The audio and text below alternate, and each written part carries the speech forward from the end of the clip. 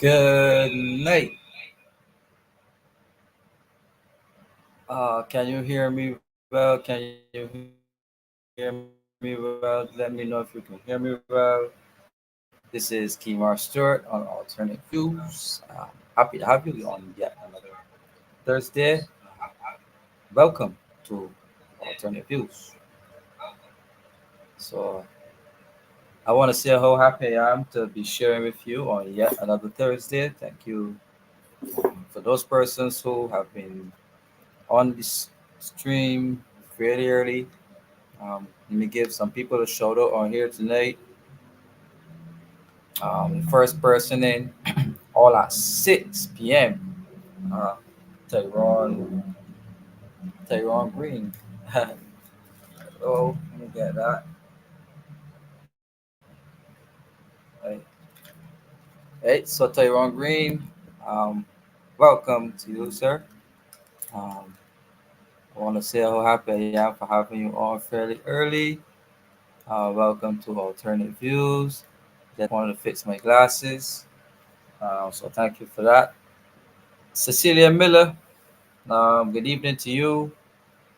You've been on since 6:33. So welcome, Michelle Grant, Victorious Queen. Hi to you guys. So far we're up at 87 persons. So don't forget to share the link. This evening we'll be discussing banking in Barbados. Commercial banking. So First Caribbean, Royal Bank, Canada, Scotia, uh, First Citizens, Republic Bank. That is all we'll be discussing tonight. I know you all have um, experiences with the commercial banking sector in Barbados, and I am here to discuss, from my perspective, uh, what commercial banking is in Barbados, and I want to show you how tonight how the government of Barbados uh, is basically ensuring that the banking sector continues to float, or we call subsidize. How the government of Barbados is subsidizing commercial banking in Barbados, um, and the fact that profits have been dwindling for the commercial banking sector to avoid uh, a bank, one specific bank, completely pulling out of Barbados. The government of Barbados stepped in to intervene uh, in that space. So we're going to have some discussions around that tonight. So alternate views. Welcome, welcome, welcome. Don't forget to share the this evening. Square four, hi Square four. Good evening to you, Patrick Green. Welcome, thank you. Hearing me well. Marion Griffith.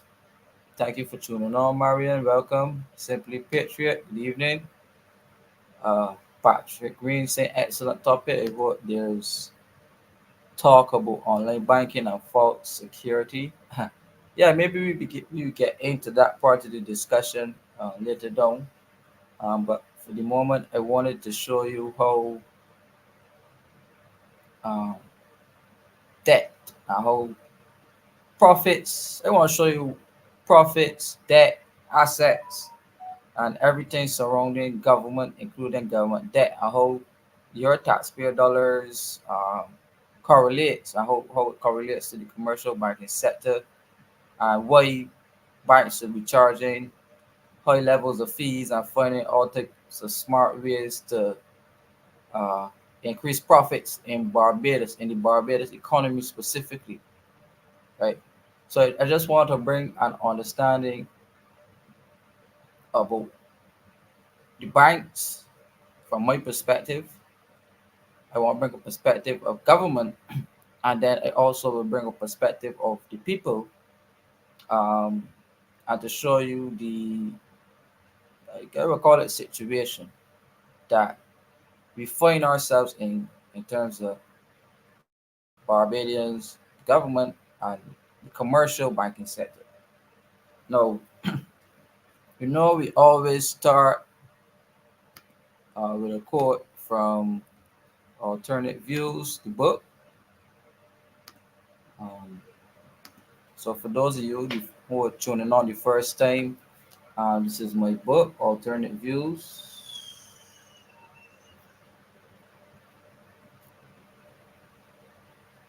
Barbados' Economic Road to Republic.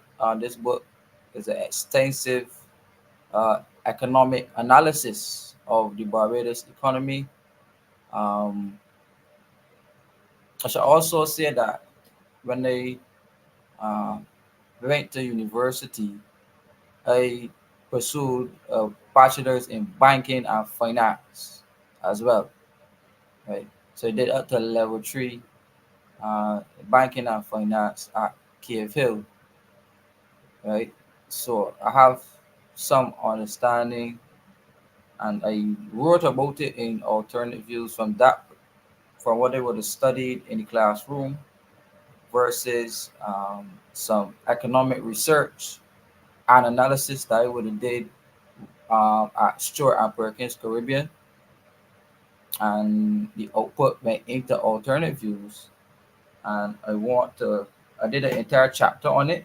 So for those persons who have alternate views and who want to follow what I am saying, I'm going to give you the exact page that you could follow exactly what I am saying. Right? But in the meantime, good evening to you all. Again, once more, welcome to the show. I am always happy to have you all here every Thursday on Alternate Views. I look forward to interacting. So don't forget, thumbs up, like, share, put it on Facebook, send it on WhatsApp, circulate it. Somebody should send it to Colin Roach, because this is a topic that he has a lot of interest in, the commercial banking sector in Barbados. So he would definitely want to follow this discussion. Juni Rock is saying, Hinak Kimar, I have the book quite interesting. I have learned a lot. But thank you very much, Juni Rock. I appreciate that. I look forward to some questions from you. If you have any at any point in time, please don't hesitate, Juni Rock, to interact if you have any questions. Right? Yes. So, a quote from Alternate Views. Right? The In 2018, the government of Barbados, yeah, the government of Barbados embarked on debt restructuring, sovereign debt restructuring. Right? Remember that. Remember the sovereign debt restructuring. So I'm at page 39 for those persons who uh, following in the book. If you have the book, no. Remember 2018, there was the government debt restructuring. Right? Right. I will explain what is commercial banking along the way. Right? So remember the government had a debt restructuring, right? And you have government defaulting on debts, both domestic and international debts, right? And if you all didn't know, the commercial banking sector, and when I say commercial banking sector, I mean Republic Bank, First Caribbean Bank, First Caribbean Bank, Royal Bank of Canada, Scotia Bank. Um, I don't know if I forget any of that was before, right? Ever forgot any? Just remember. Let me go over those one more time. Scotia,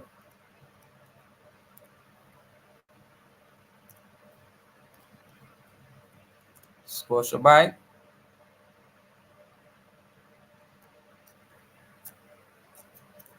Republic Bank,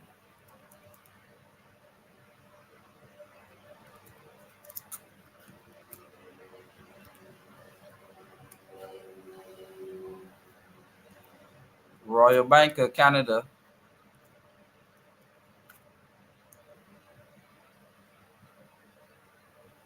First Citizens,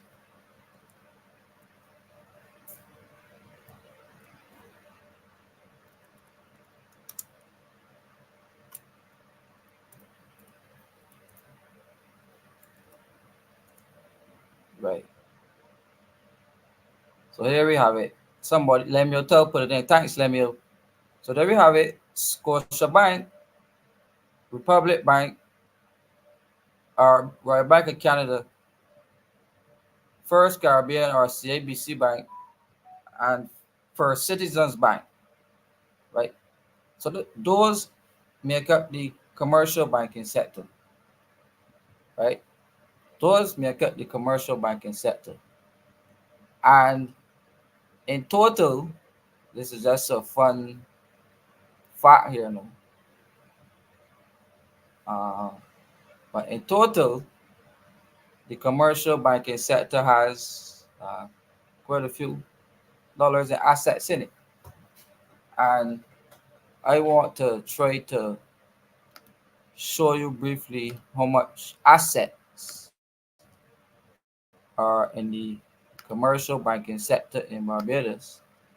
Um, Information which has been taken from the Financial Stability Report of Barbados, which covers the entire financial system of the country. And this report is produced by the Central Bank of Barbados and the Financial Services Commission. Right. So we're going to skip and come through here, right? And we're going to come down to where it shows, and you see here the report, Governor Kevin Greenwich, and then the Chief Executive Officer of the Financial Services Commission. So this report, as you can see, the Financial Stability Report on Barbados, right? I want to show you what they are reporting as to the assets of the commercial banking sector in Barbados and how much it is worth in terms of value uh, in Barbados. Now, as you all know, the commercial banking sector in Barbados, we don't own any banks in Barbados. Barbados had a bank, and we sold that bank, which is the Barbados National Bank, to Republic Bank, and now that is how we got Republic Bank. So Barbados does not have a bank. Scotia Bank and Royal Bank of Canada, as you know, are Canadian banks, and CIBC, those three are Canadian banks. Then Republic and First Citizens are Trinidadian banks. Right? So Barbados does not own or did not own a commercial bank. But lately, this report here, I have it. Right. So here is where we want to go. So it says here that the entire financial system in Barbados is valued at $28 billion in total value, right? $28 billion. The commercial over the total financial system, right? So I'm gonna put that in the comments. The total financial system, right? And you see what the financial system is made up of, the different companies, the different structures, as you can see, right?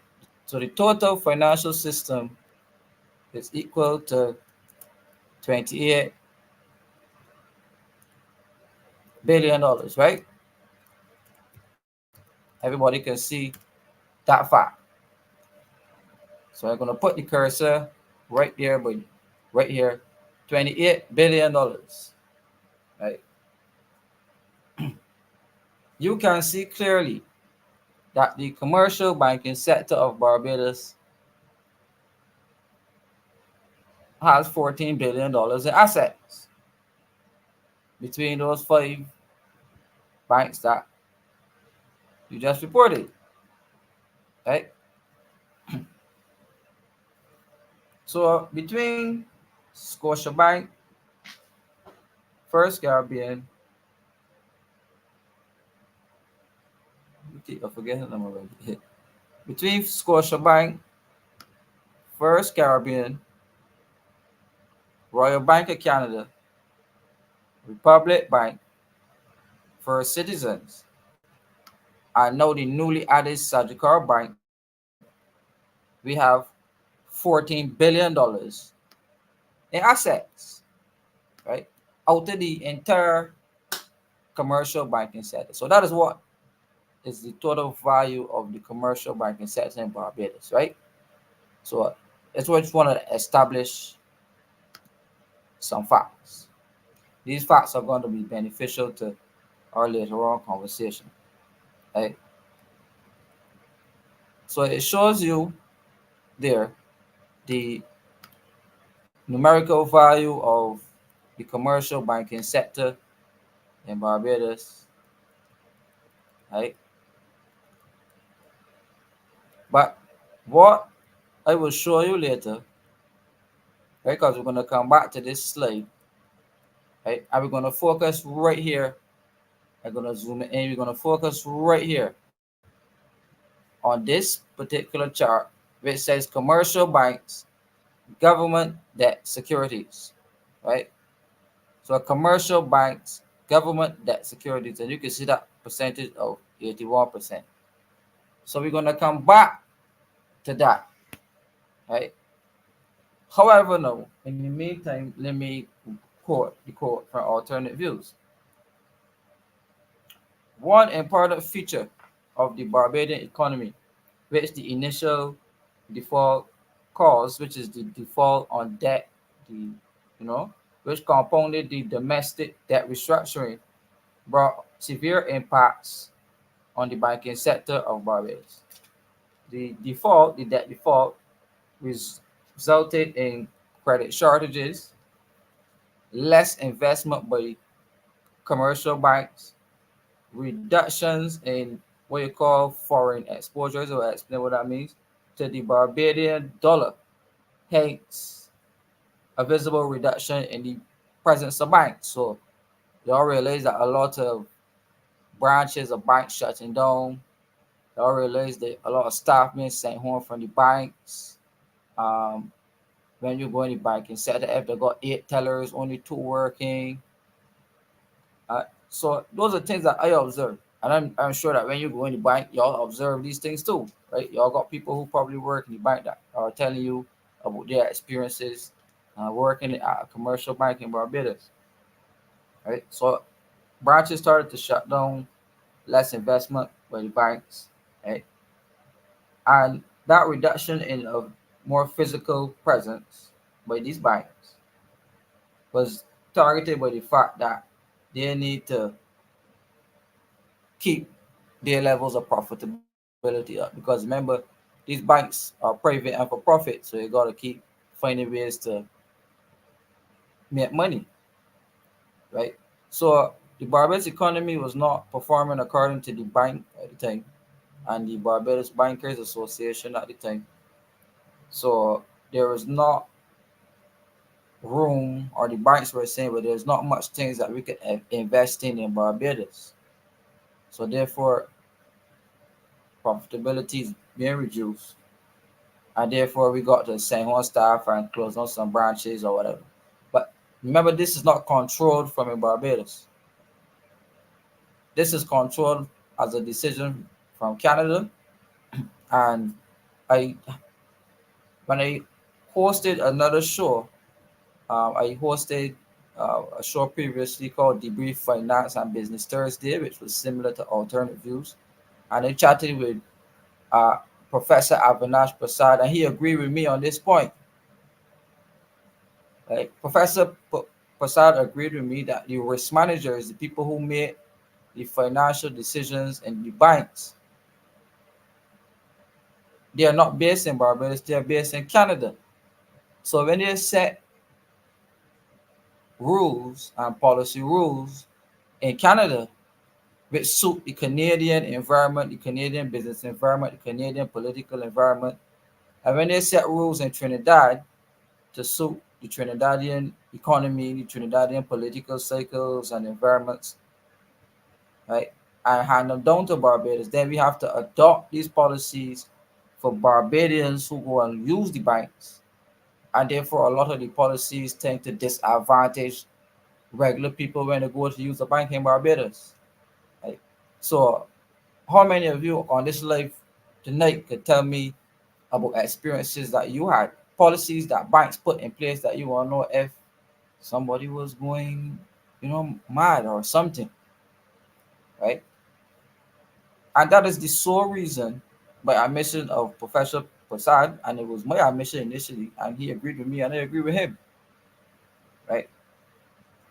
That is one of the downsides of not having a horse in the race as it relates to a commercial bank, right? And being involved, right? So the Barbados Bankers Association, right? We just gave you the uh, origin or the origin of the problem as to why there's a mismatch in the Barbados economy and the policies that the banks would hand down, right? So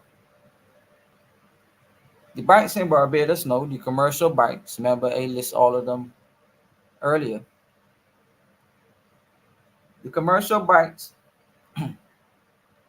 again being non-national banks, they have to think about when they're operating in the country. They have to think about something called country risk or sovereign risk. So, how likely the dollar is to devalue in this country?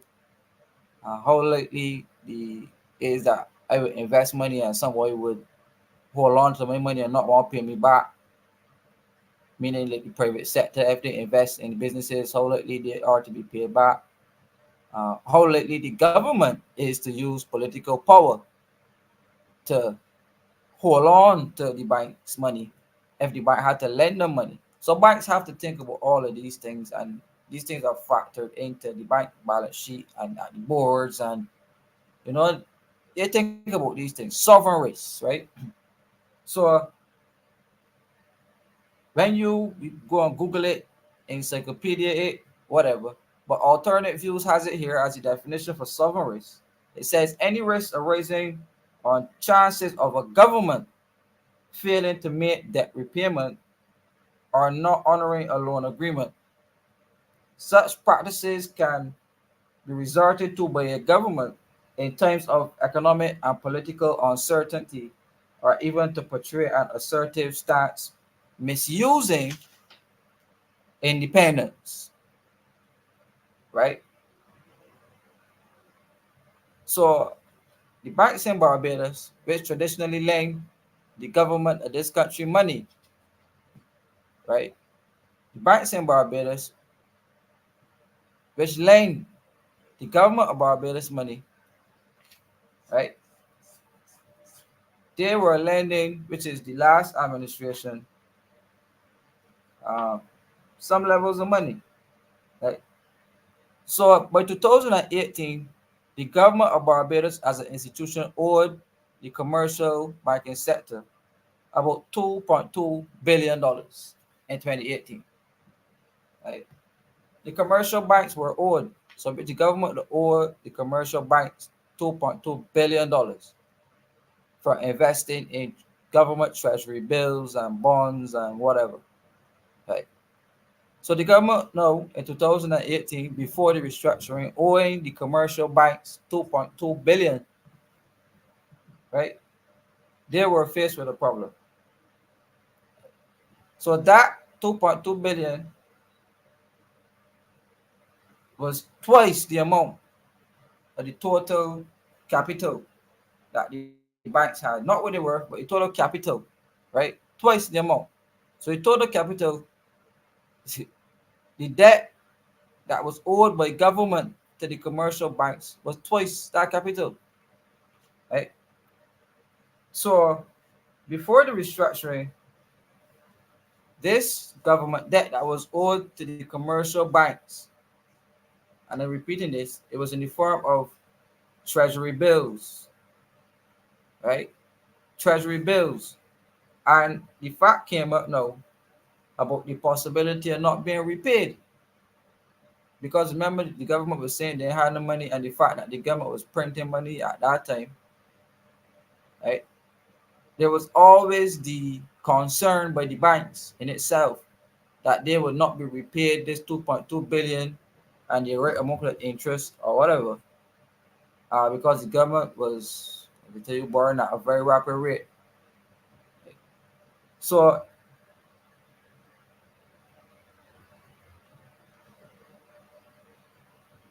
part of the commercial banks, or the fact that the debt that the government owed to the banks got that high, right, was not because, right, it was not because the banks wanted to buy up government debt, or buy up government paper. Right? So let me ask this question: do you think, as a country, you are okay with the fact that the commercial banks buy up government debt to be able to allow the government to run the country? Are you okay? And this is a question to you, viewers. This is a question to you. Are you okay with commercial banks buying up large sums of government debt, lending debt to the government to be able to carry out its agenda, build roads, hospitals? Do you think more of that is what we need to drive this economy? Do you think we need less investment from banks? Uh, Let me hear from you. I want to see some comments as to what you think about it, because it's a very interesting dynamic to observe, right? Commercial banks buying up government debt, right? So we had commercial banks buying up government debt at that time, but not through any fault of their own. It was not to say that the banks wanted to back government debt. It was not an investment decision that the banks had to make. Right? The banks didn't say, yeah, but we can buy up government debt as a, a strong investment, because remember, we were being downgraded by all the credit rating agencies. So Barbados's credit rating on the decline, plummeting, and then you had commercial banks rapidly increasing government debt, Barbadian government debt. Right? So I am asking you, the viewers, what do you think about commercial banks rapidly buying up government debt? Because it occurred, and there were certain dynamics that occurred along the way, which we will get into today. Right? So here we have a country owing commercial banks 2.2 billion through no fault of their own. But at the time, the Minister of Finance, through the office of the Central Bank of Barbados, would have issued a directive which would have raised um, something for the banks called a minimum reserve requirement. So I explain that. There's the banks again: First Caribbean, Scotia, Republic, whatever. Then there's the central bank, right? So the central bank now is the bank of the commercial banks. So the commercial banks have to store their monies at the central bank, right? So you put the money in the you put the money in you put the money in the commercial bank, and then the commercial bank is required to store certain amounts of that money at the central bank. The central bank is the banker's bank. right? So what occurred at that time, right? This was around 2017. What occurred at that time was the government saying, well, we're going to increase the minimum amount of government debt from 10% to 15%, right? So the commercial banks had to hold more government debt on their books, 5% more. They increased it from 10 to 15. So the commercial banks had to hold more government debt on their books. That was legally required, but the government increased the threshold from 10 to 15.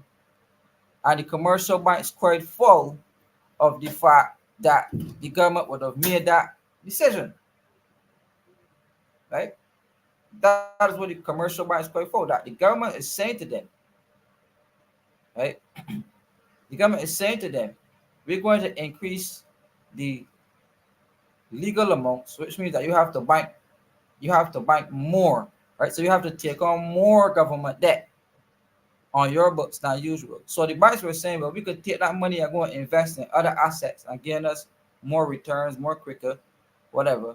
But the government essentially forced the commercial banks to keep more of this government debt on their books, which accumulated to 2.2 billion, right? What then happened was you had the printing of money going on because you had more money to play with. So essentially, when the government forced the banks to do that, the government got more revenue to play with, right? So then, the more revenue you get, the more money then you're allowed to print, right? So then you had printing and whatever. So the commercial banks argue, well, this was not fair to us, you know. They argue that this was not fair to us. But the government being short of cash and being downgraded everywhere, they didn't want to raise any more taxation per se. So they decide to use the banking system, right?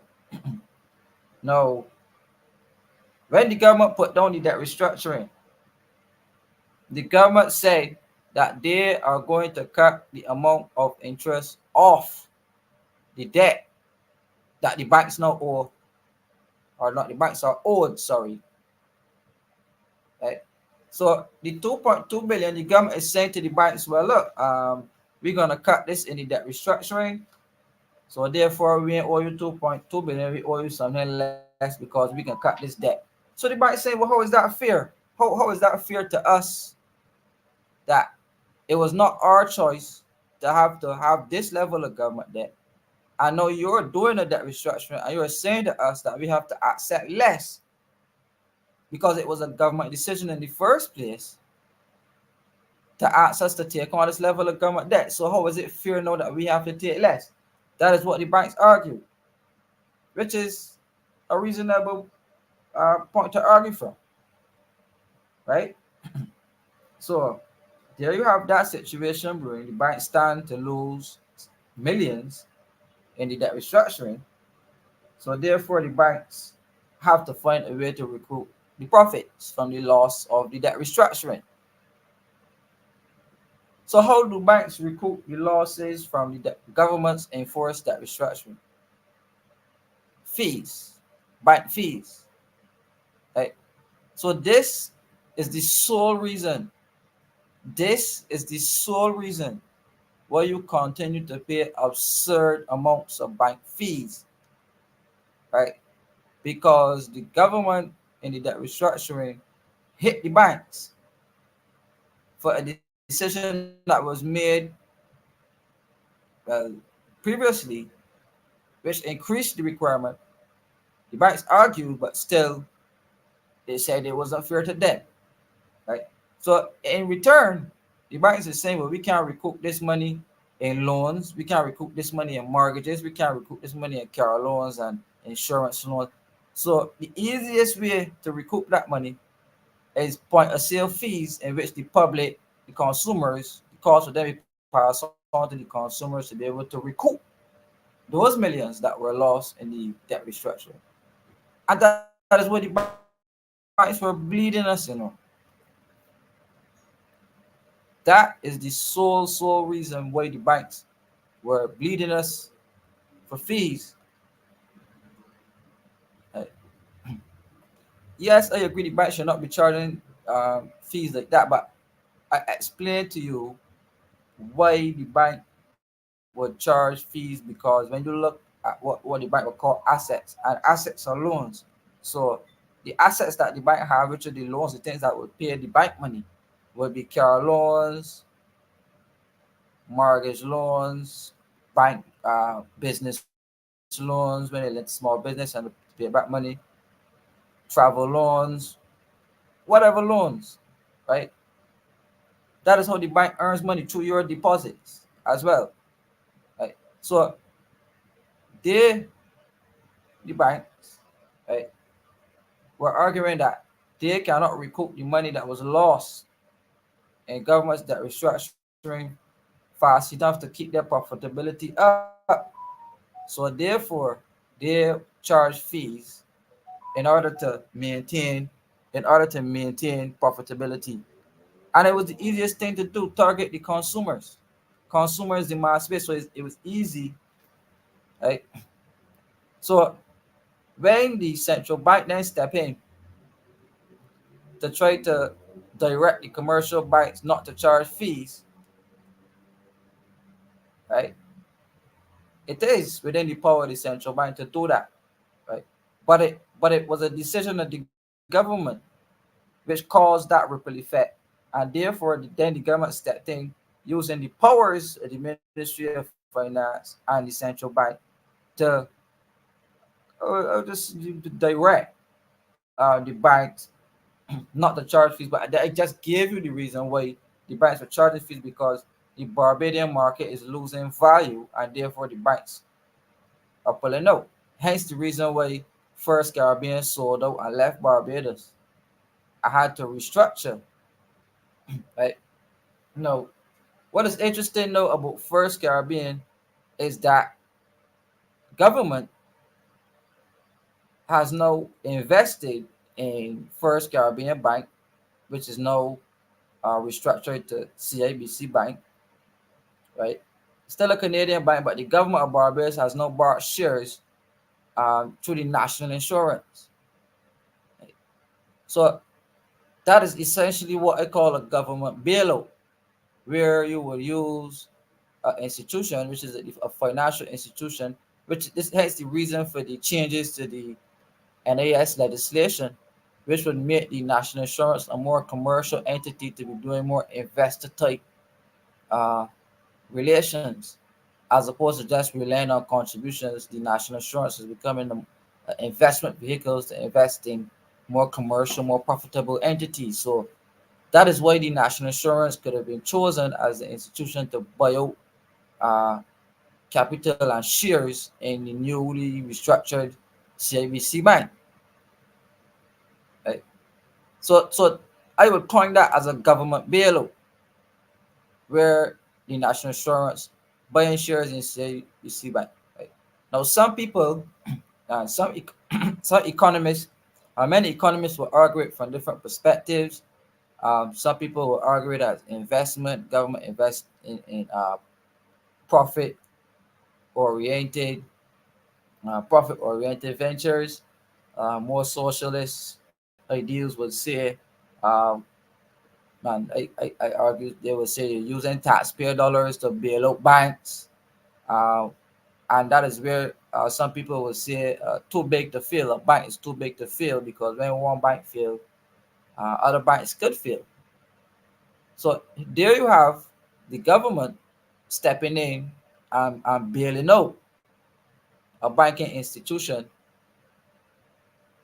which was leaving the economy of Barbados, because the economy of Barbados is no longer profitable as it used to for commercial banks, because the economic growth in the country does not provide growth for like the different loan portfolios to see about we could expect a surge of 10%, 20%, 30%.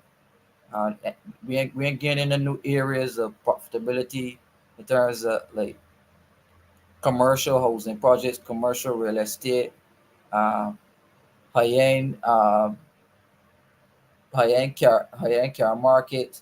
Like there were some levels of investment in like retail, right?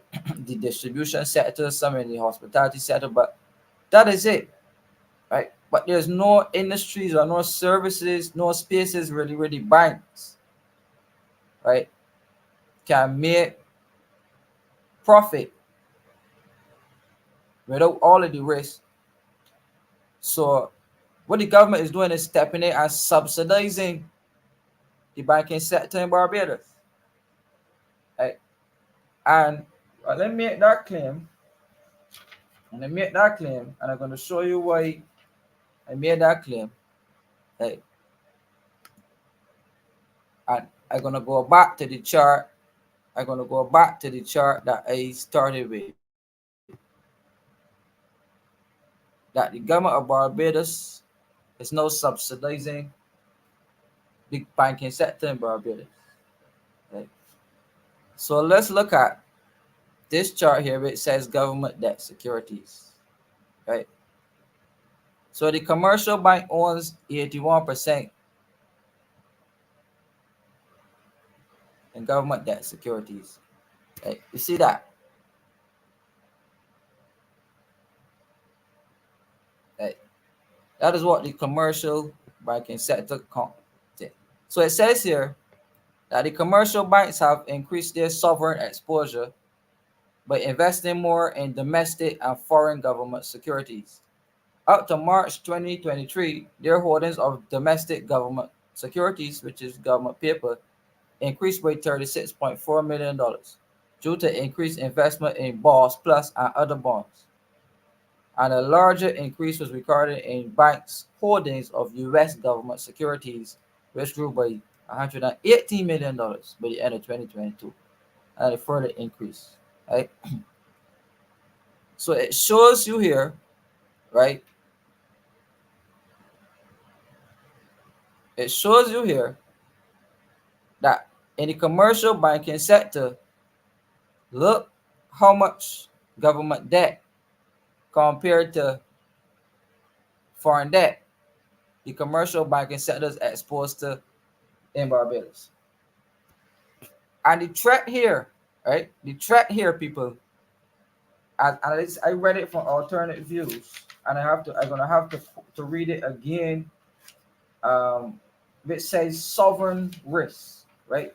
Sovereign risk. And the sovereign risk is any risk arising on government failing to make debt repayments or not honoring a loan agreement, and such practices can be resorted to by a government in times of economic or political uncertainty, or even to portray an assertive stance, misusing its independence. Right? And I reminded you that in the debt restructuring, the government hit the banks very hard in reducing the amount of thing. So let me read exactly what the government did to the banks, right? Under the debt restructuring, it said that 85% of the claims held by commercial banks were exchanged into 15-year bonds. And this maturity extension was critical to reduce the financing needs. The interest rate on the new instrument is 1% for the first 3 years, 2.5% for year 4, and 3.75% for the years remaining up to maturity. Remember, they're 15-year bonds. And for the first 3 years, this entails a significant reduction in interest rates compared to what was available before. Right? So the remainder of the commercial banking debt, right, was converted into some new 90-day bonds or whatever to be rolled over for 10 years, right? So they postponed the amount of debt that they had to repay the banks, right? So remember they were saying that they were paying back debts, but I told you don't be misled with the twists and turns in conversation. they postponed the debt repayments to the commercial banking sector. Right? So the banks would then turn around and say, well, they were starved a capital from the government, right? And that is the reason for all of the fees. That is the reason for people being sent home. That so banks have one goal: maintain profitability, right? So there you have it, right? So then they went on to say here that when a government resorts to such practices by easily altering the laws of its country, thereby causing adverse loss to investors, which is causing loss to the banking sector, the commercial banking sector. Again, the debt default significantly increased the sovereign risk of all commercial banks operating within the Barbados economy, which impairs investment opportunities from abroad and private capital, which so monies that were supposed to be linked to locals to the commercial banking sector, all of that was slowed down, reduced, became more expensive, and it hampered growth and a much needed expansion to help entrepreneurship and even to help individuals to get access to credit from the commercial banking sector. So I showed you there in alternate views how it was made difficult for you people who want to go into the bank and borrow loans. Why essentially it was made difficult for you via actions of the state. Right?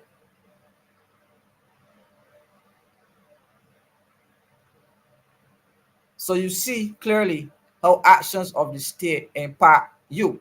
So here is you just want to get access to proper banking. You want to go in the bank. You don't want to go wait long. You know you will like some people to get jobs as bank tellers. So if you got 8 stations, you see 8 tellers. You go in, you get through fast, right? You want to know your bank functioning when you call somebody there. You don't want your bank reducing costs and making hard decisions to reduce and saying to you you can only get $50 or to the 80. All of these decisions are being made because, right, are being made because simply the government is basically strong arming the banking sector to take on more government debt, not paying them back. The other things are so hard in terms of growth, another sector. So the banks, and are you gonna try to find that section which speaks to non-performing loans, right?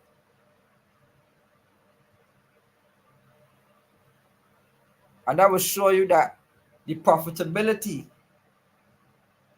uh, the banks, quote unquote, although they're making billions, right? And I think what the government was doing at the time was asking the bank to, using some of the language of the share some of the burden, right? Share some of the burden. So here's where the political angle could come in now, and we could say, well, due to the high levels of profitability that the banks shared from the Barbados economy, they could have shared some of the burden and absorbed some of the losses and not seek to recoup the profitability through charging people through fees, right? So that's where the sociologists and the political activists and political parties then come into the conversation and argue, well, for the high levels of profits, these banks, which are not Barbadian banks, um, send out millions and millions of dollars of profits, uh, export foreign exchange. The only way the government benefits really is the 2% foreign exchange tax. Some persons have been lobbying to get that tax removed, but that foreign exchange tax was put in place to tax the same banks. And then there was another tax called a bank tax on assets. Because remember, and those two taxes were put on by the Minister of Finance, uh, Chris Sinclair, at the time, a bank tax on assets and the foreign exchange tax, right? So the foreign exchange tax allowed the government to get some money when the banks and people were doing foreign exchange transactions using it. Remember, the reserves were declining at the time, so they tried to slow it down. They put on that tax, and the government was getting some money in foreign exchange. And then the bank tax on assets came about because the banks did not want to overexpose itself to government debt, where it had to carry more government debt than it was necessary. Right? So the bank were putting up safeguards to avoid the problem that they're in now. So therefore, the bank being in a tight spot because of policy decisions, then therefore they utilize their customers as a way to recoup uh, profitability. So I want to show you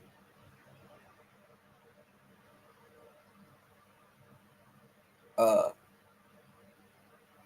chart, right, which shows you the level of household debt to credit unions, commercial banking sector, and it will show you that people, right, are becoming more and more indebted because the banks got to sell loans, the banks got to sell mortgages, banks got to sell car loans. So I want to show you household debt alone, where people of Barbadians, when you go into these places, these commercial banks to get loans. I want to show you household debt according to what the governor of the central bank and the Financial Services Commission are saying. Right? So you have mortgages, credit cards, other. So you see here that overall household debt in Barbados was on the decrease from 2017. Is it here? Is it right here? Household debt. 2017 household debt was on the decrease. So between 2017 to 2020, household debt decreased. And then there's a massive spike in household debt from 2020 to 2022. Right? And this is household debt into deposit institutions. Now, as far as I know, and I hear the credit unions getting into mortgages in a serious way, but the banks or the banking sector traditionally are the ones who handle majority of the mortgage thing. But then with the imposition of new finance companies and the credit unions, that has changed. I don't think the credit unions into it fully yet, like the banks, but still happening. So majority of this household debt that you see here is coming from people who go and take out mortgages, who go and take out credit cards. Right? And then with a credit card, you could go and buy whatever.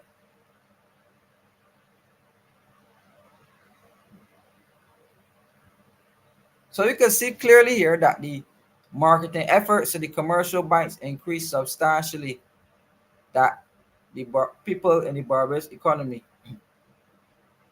in mortgages and credit cards decided to massively increase their spending. So people are becoming more and more indebted to the commercial banking sector. eh, Because the banks are recognizing that the market is becoming tighter and tighter, so therefore they have to keep profitability up, right? And the government is recognizing it also, and they're subsidizing the commercial banking sector. And I use the fact that national insurance was used and buying shares in the newly restructured CIBC, i.e., government government bailout, or some people will call it reinvestment, or whatever term, whatever economists would coin it, government bailout. Right? So here you have the government investing in the banking sector, and then you're seeing a total growth here in household debt. One way, right? So you're seeing the benefits of a government bailout towards the banking sector, right? Because we can see the growth from 2020 to 2022. In fact, household debt was on the decline massively, right? So as I scroll, measure low,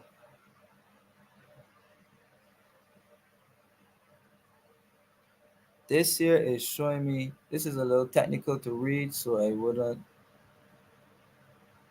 put that up there.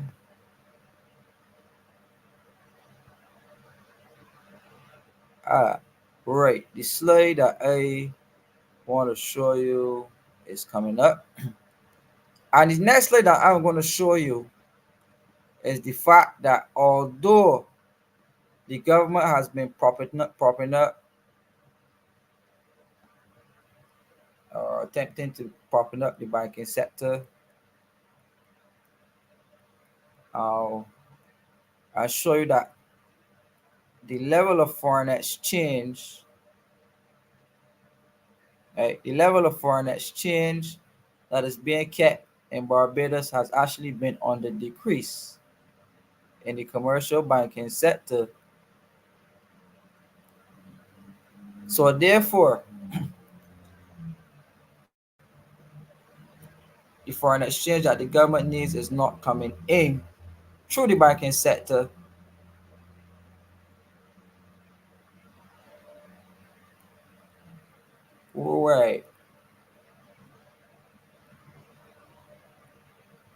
Right, right. Uh,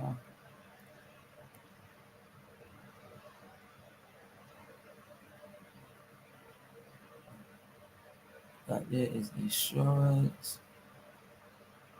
Just give me 1 second. I'm looking for that chart to show you.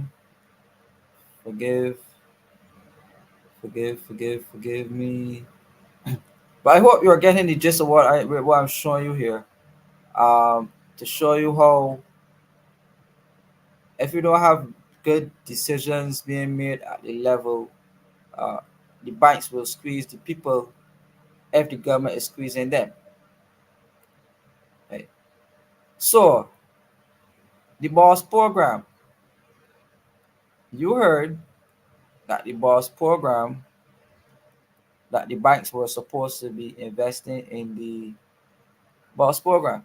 And as far as I know, I was reminded by one or two of you here, only first Caribbean bought a good set of the boss bonds. Right? Now the government now in trying to incentivize the commercial banks to buy it. Because remember, the government trying to find ways to woo the banks, get them incentives to stop taxing the people so hard. So the incentive here is the boss bond, right? So you can trade the boss bond, right? And the government is saying to them, well, we are going to put laws in place that if anything had happened in the Barbados economy, that we are not going to restructure, right? That we are not going to restructure those bonds, right? So here comes the boss program. Remember, when you put your money in the commercial bank, you only get an interest of 0.1 or 0.01 in interest, right? So here the bank is paying 0 point something in interest, right? And here you have these boss bonds paying 4% or so in interest. So that there is what you call courting, teasing, right? So here's the government trying to woo or sweeten up the banks, saying, "Well, look, we got boss. Um, you could buy up some boss bonds. The interest rate is good, and you can make a level of profitability off of the boss bonds and be able to cover the interest rates on all your deposits. And in exchange, we are going to guarantee that these boss bonds cannot be restructured under no certain terms." Right? So that's what the government is doing with boss and the banks.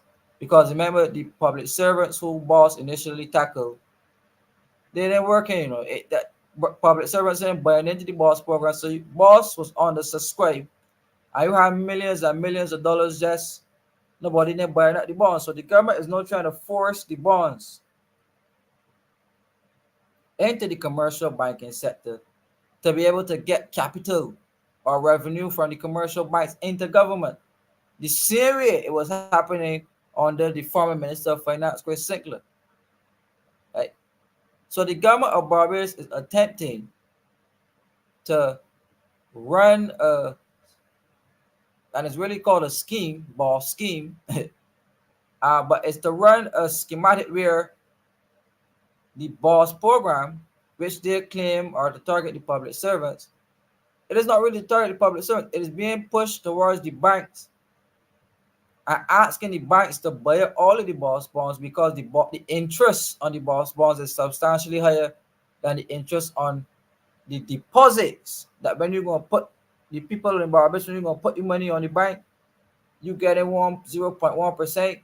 So when the government pay the commercial banks, the 4% on boss is enough to cover what you owe the people, and the remainder 3.9, how much ever will go to the bank in profit. Minus whatever withholding tax or whatever would go in profit. So that is the idea, right? That is the end result of what the government is trying to do, right? So if the banks could take the deposits, and this is where you hear the policymakers now constantly speaking about the 9 point some billion in the banking system and the profitability of the banks and access to savings. I think they said it was around $9 billion that the banks have in savings in total, right? So that money there, just sitting collecting 0.000 the interest. The policymakers are saying, right, that take that money, that 9 billion or whatever, invest in the Barbados economy, buy up some government paper and buy up some government bonds. If you believe that the other sectors, mortgage and credit card and debit card, if you believe those are not working for you, put the money in boss, get the government the money, and the government would guarantee you the returns, right?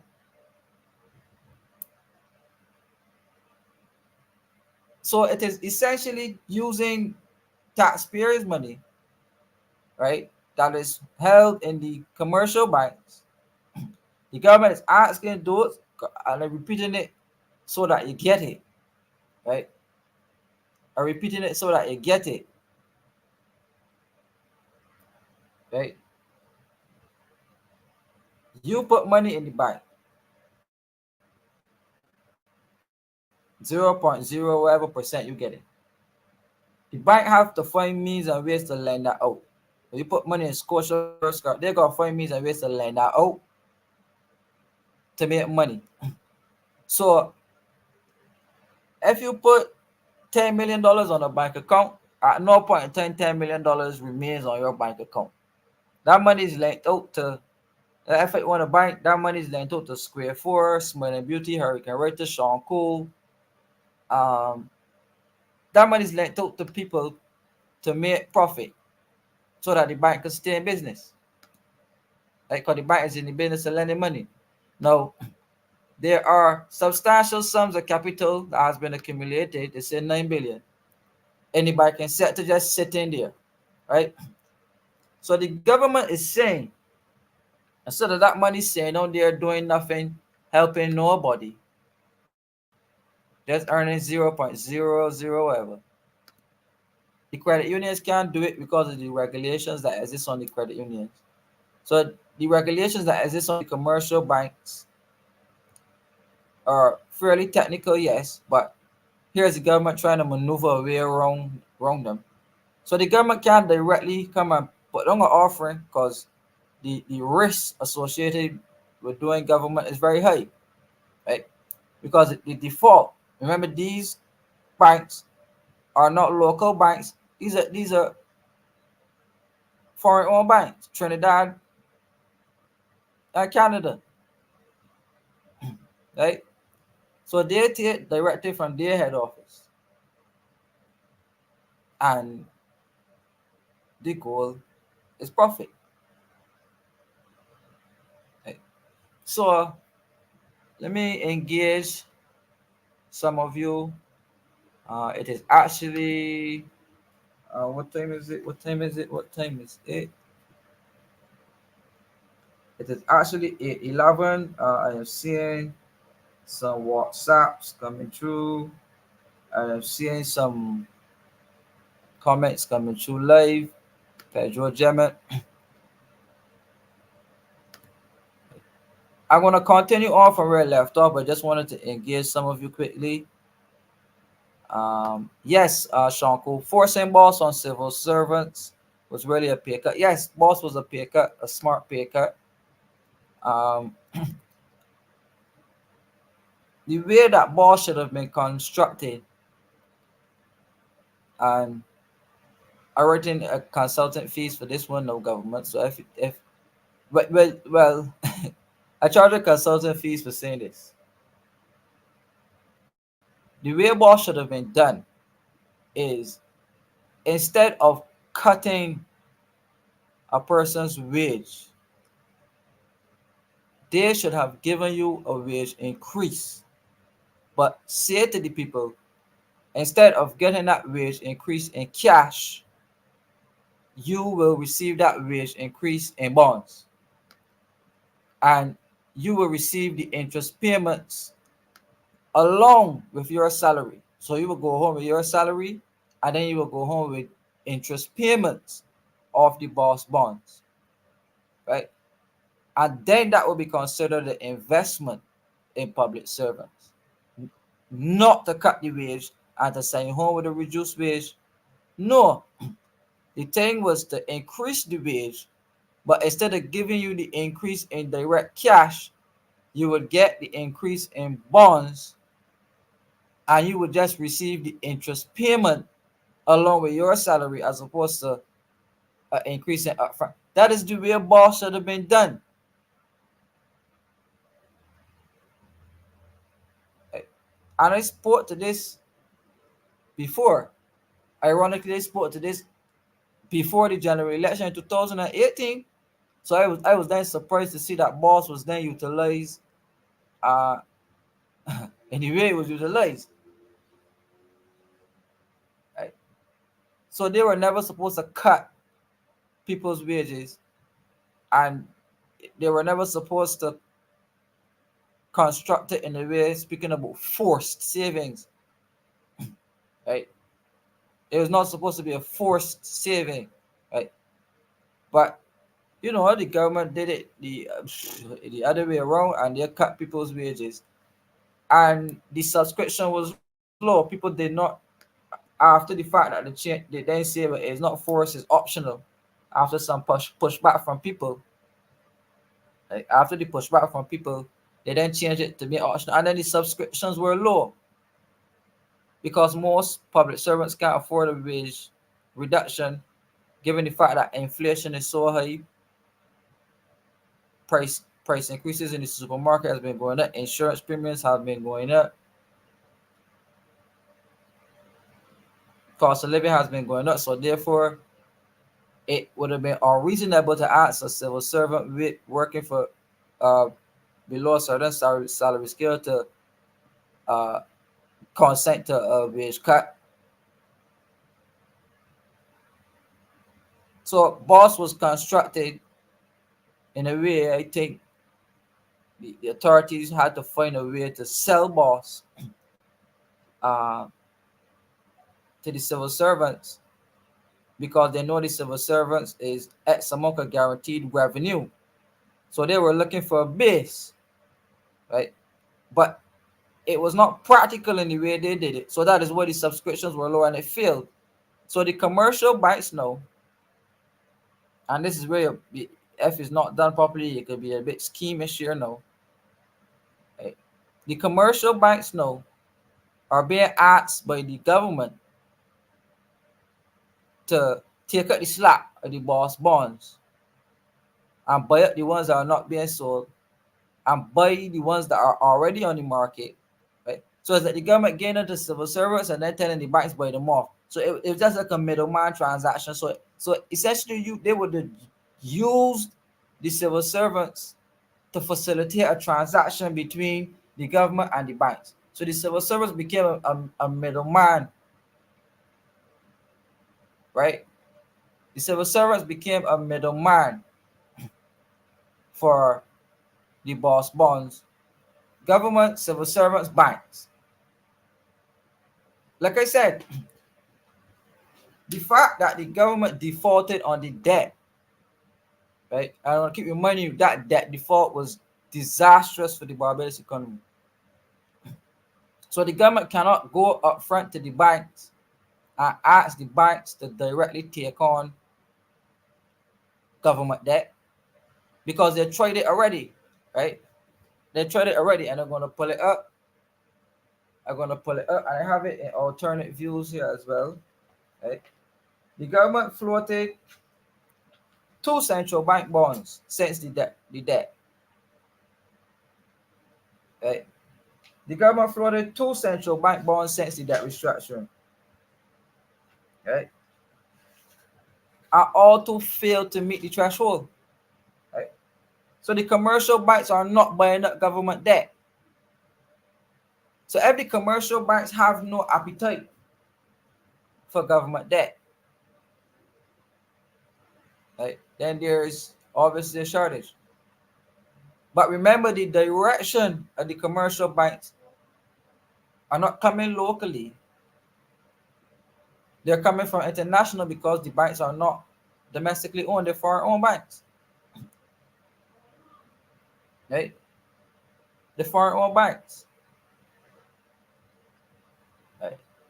So First Caribbean stepping out there to take on all of this government debt. But you're not saying the other banks taking on the government debt.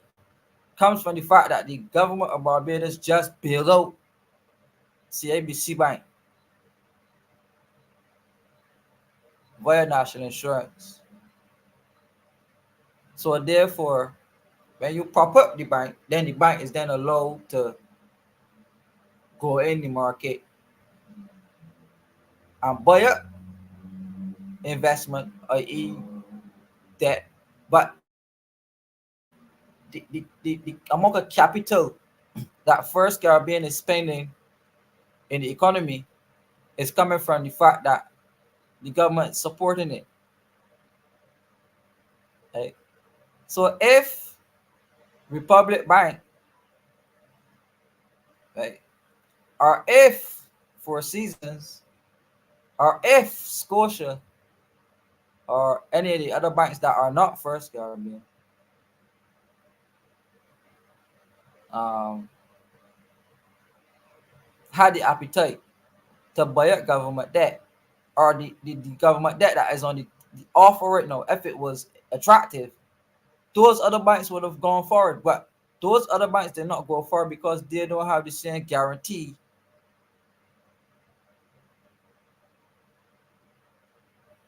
as the newly restructured CIBC. Right?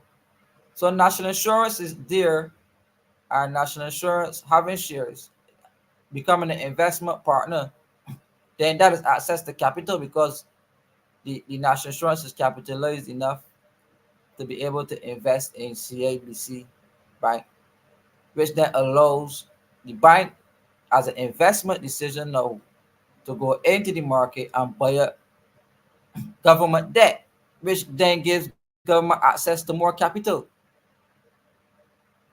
And then that capital will then be transferred in the economy, and then the government will use it to buy up, spend up, fix roads, do this, hospitals, do that, whatever, capital works projects. Okay. So you're seeing the way the government is trying to get investment moving using the banking system, but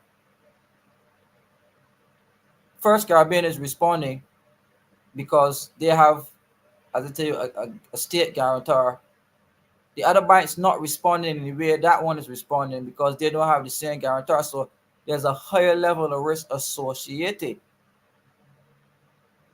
Because if the government take on, or if First Caribbean take on more and more government debt,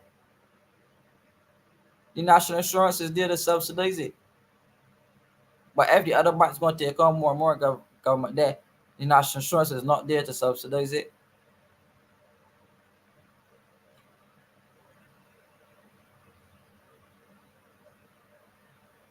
Uh, so let me say this: I am pro banking, I am pro investment, and I believe that banks, and that's what I this is what I asked you guys the question earlier. How do you feel about banks investing? Now, I am pro a bank investing in an economy. Let me say that. Um, I believe that if a government is in need of financing, that the commercial banking sector can step in and help. Eh, But much like we want fairness, there has to be fairness on the side of the banking, the banks as well. So when you see or if you see other banks in Barbados deciding to pull out or to reduce the amount of input they have or reduce the level of investment, it is simple reasons like that where government now enters the market to create slightly unfair competition or advantageous competition towards one pair. So the government has now entered in officially to the commercial banking sector by acquiring shares in that bank. And let me just say, I support government investing in banking. Don't let me clear my words because I don't want people to say support anything in specific, but I support the government of Barbados re-entering profitable spaces. But I don't want it to be a system where the political interference becomes a thing, right? So we had Barbados National Bank. We all know political interference got in there, and that was the end of the bank. Right? But there's some areas of banking business that the government can invest in. Not that the government has to run it; you don't have to run it. Right? So I think taking over um, some of the shares or ownership in CIBC was a good thing. Right? I think it was a good thing. If using the national insurance money was the best option, that's another question. I can't tell you if I agree with it or not. But then somebody will ask me, well, if you all into economics, where would you have gotten the money from? Right? No. I don't know to what extent or how much the investment was from NIS into the bank. So I can't tell you where thing, but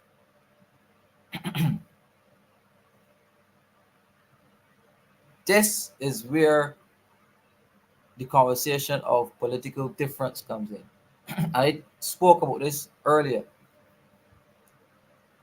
What is the purpose of national insurance? Right. That's under the old structure. Now, what is the new purpose in national insurance? Is it a best use of national insurance to have it invested in commercial bank activities? Hmm? Can being involved in commercial bank activities help the national insurance to become more profitable?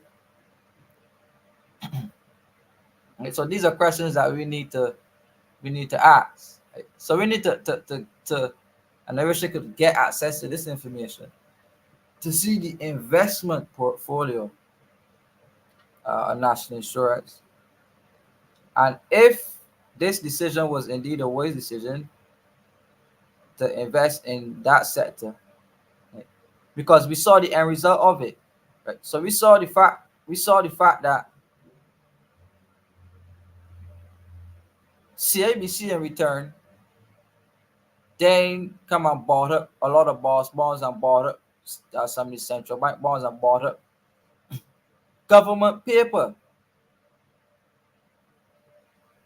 Right? So the money is going to the government. So let's ask ourselves that question again. Do we want commercial banks buying up more and more and more and more government paper? Or do we want commercial banks to be into mortgages and car loans and credit cards and consumer loans and however loans we can? What's the best use of a commercial bank? What's the best use of the commercial banking sector in Barbados right now? Right? Because I gave you and I'm giving you the direction and where the sector is headed in terms of buying up government paper indirectly, right? Because the government, and I went through this last week in the IMF report, I think I may need to pull it back up again to show you that the government has pledged to the IMF that they are going to restart efforts to revitalize the domestic credit markets. And domestic credit markets are basically the banking sector, the financial sector, credit unions, insurance, finance companies, all the people who buy treasury bills who were hurt by the debt restructuring, locals who were hurt with the debt restructuring. The government is trying to re-engineer confidence in there. And that is why the offer for boss bonds and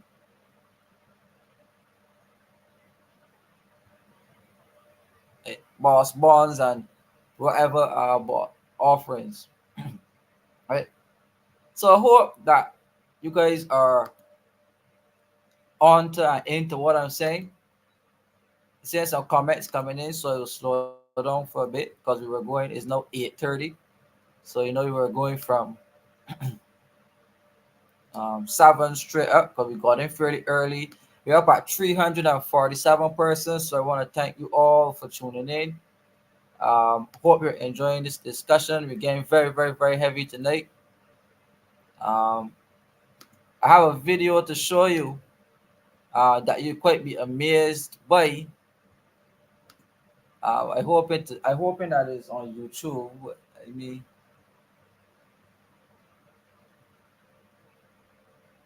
and I'm gonna let you guys judge it for yourselves. Right? But I'm seeing Reverend Ferdinand Nichols here, so thank you, Pastor Ferdinand, Dr. Ferdinand Nichols, for tuning in. Thank you, Joseph Cadogan. Happy to see you. Adrian Merritt, happy to see you. Esther Blue, how are you? Welcome to Alternate Views. Stephen Knight, uh, all the way from Atlanta, Georgia. Thank you. Juni Rock, thank you again for tuning in.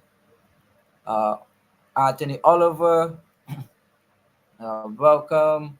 Juni Rock is saying, Kimar, all of this is mind blowing.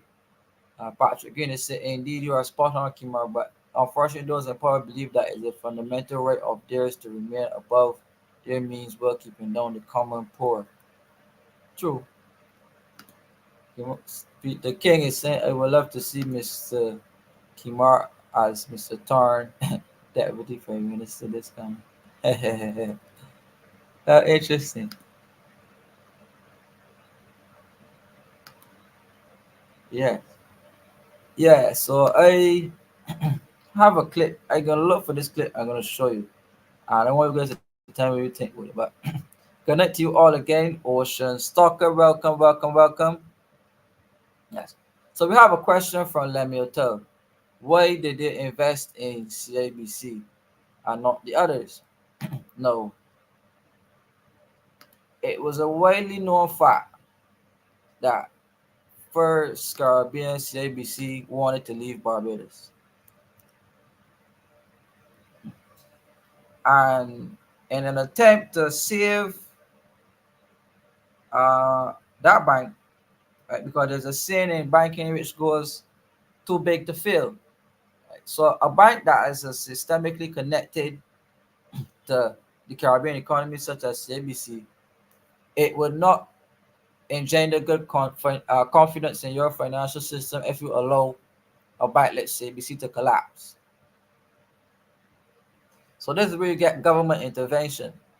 Right? So if the others wanted to leave, something similar would happen. You offer the shares to the government. If the government ain't interested, then you go out there and you offer it to the private market to get a buyer. So that's the simple explanation as to why. Now, if the other countries wanted to leave, other banks wanted to leave, sorry, uh, again they would go through a similar process. No, I am getting that video for you, and this video stems from what we discussed last week. But in the meantime, do you guys have any questions, queries, comments, observations about the information that I would have just presented to you? I know it's quite a lot, but I had to explain to you how it is that, oh, is it possible that we were being charged all of these fees, why we were being charged these fees, and how government decisions um, contribute to why the banks should be squeezing us for money, and why the banks should be reducing the need to get out in the market and take more risks, because the risks are being taken care of by government. Because let me tell you this, don't mind all of these people about um don't mind all these people about credit rating increasing and uh six notches and that. Don't mind that. The risk profile of Barbados is substantially high because of that restructuring, right? And we are still banned from international credit markets because of that same default. Right? So having government debt on your books as an institution that is owned by Canadians and Trinidadians, when they face audits on the international space, having Barbadian debt on your books is a high risk, and it increases your investment portfolio risk, right? So there's no incentive for these institutions to have government debt on their books, right? Because it is not viable, it's not attractive. The risk is too high. So therefore, that is why the government has to be intervening in the banking market. Right? That is why the government is intervening in the banking market. And that is why we are being charged all of these fees. And that is why now the banks are getting lazy, because the government taking care of all the risk. So therefore they don't go waste time lending money to people in Barbados, because the chance you getting back your money increasing because of the on the performance of the economy, how cost of living, um, what's this called, foreclosures on the increase, repossessions on the increase, and therefore the banks losing money. Now somebody is asking me, what is my position on the stock market?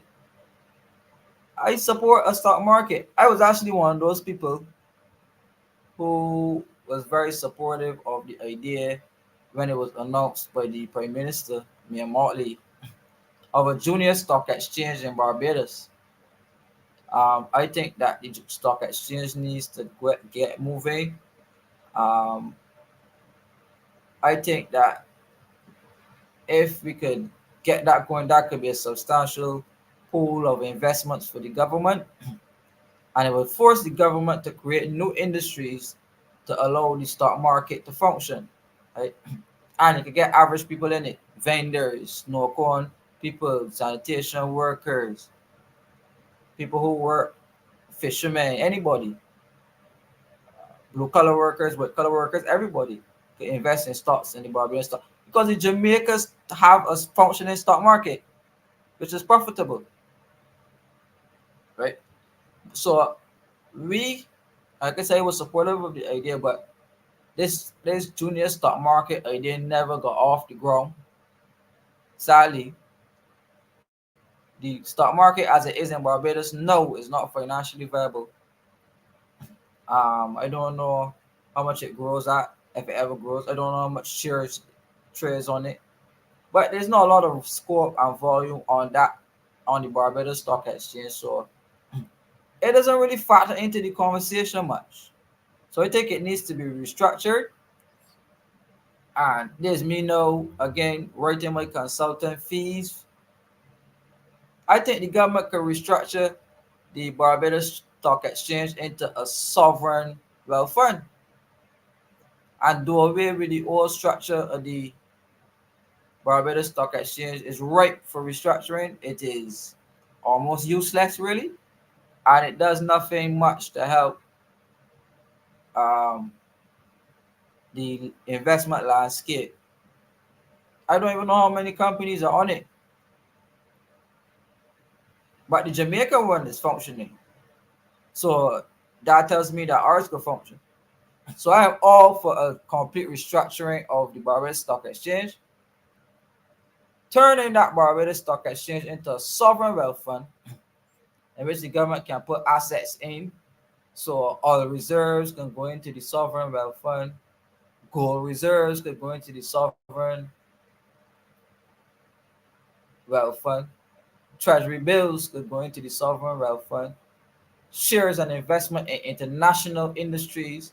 So we could go down to Norway, invest in the Norway shipping agency, and the government of Barbados could create a company now out to the sovereign wealth fund, which would go around the world and buy out shares in lucrative industries so that Barbados could be earning substantial levels of foreign exchange. That's my suggestion. Right. But I just let the government know if I see that idea anywhere, I write in my invoice.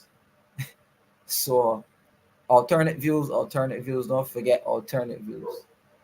But that's my idea about the stock exchange. Um, so if you guys see it in any manifestos or any future forums coming up for it, just alert me. But I would restructure the stock exchange into a sovereign wealth fund to free up and attract investment. I think that many countries across the world would invest in Barbados' sovereign wealth fund if it is structured correctly.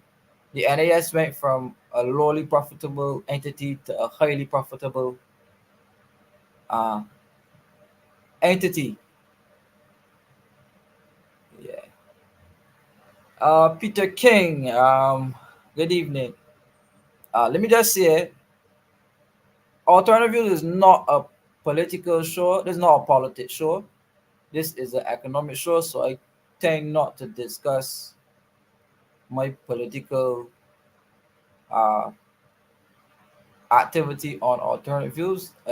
This is more education. This is more economics, um, economic analysis, financial analysis, not so much political. Um, but yes, I did run in 2022 in the constituency of the city of Bridgetown. Yes. Peter Earl is saying we do not have an investment culture in Barbados. People need to be educated and strategies used to increase awareness to get persons interested in investment opportunities. I know you agree. Like, a hurricane writer, made my point, or the point that I should have made next. But it is an alternative views, don't worry. So I'm gonna look for that section and following on alternate hurricane writers comment, right? And see here that I spoke about the national insurance and said that the national insurance need to be protected from politicians who often use the national insurance as a source of cheap money to provide government bailouts. And I made the point that to protect the national insurance, you will need to protect it from the politicians. So the sovereign wealth fund would indeed need to be protected from politicians. Politicians will be represented, yeah, politicians will be represented on the sovereign wealth fund. So anybody from the public investment unit, a representative from the Ministry of Finance, a representative from the Ministry of Economic Affairs, somebody from national insurance on the board, somebody from the central bank, somebody from all area bankers association, from all the different areas would be there. Professionals, lawyers, right? So the investment decisions of the sovereign wealth fund will be made based off a policy, a HR policy, which speaks to the professionalization of that sovereign wealth fund. So the Qualifications Act will be enforced and different standards will be enforced to ensure that the hiring practices of that sovereign wealth fund is indeed above board, because they don't want a situation where the politicians put people who not qualified. When I say qualified, I just mean people with degrees. But I mean people who don't have the knowledge, the necessary knowledge and the skills and the capabilities to manage a national investment fund, because the government needs an investment arm, And I actually wrote a paper to the Central Bank of Barbados. I presented a paper at the Central Bank of Barbados which spoke to increasing public investment, and they spoke to establishing a sovereign wealth fund, incorporating the national insurance, incorporating the central bank, incorporating the public investment unit, and how they will use that as an arm to mobilize capital works projects in the Barbados economy for profit and return. So as opposed to using the red tape of government, right?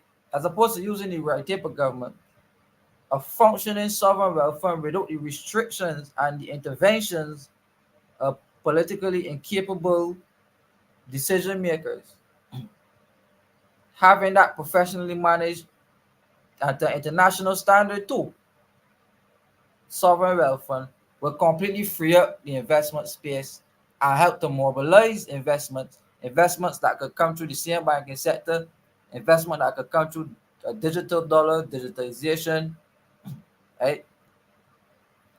It could also include an arm for worldwide central bank intervention. Right? It could also include an arm for the same IMF, the same IDB, CDB. We could then lobby them now to create a division within their ranks which will support private investment in a country's sovereign wealth fund. Right? Because it will be backed by the assets of the country. Right? So the risks will be minimal. Right? So just encouraging the government to look outside of just government debt, this government paper. Right? Let's look at it. So to engender confidence, those are some of the ideas the government should look at.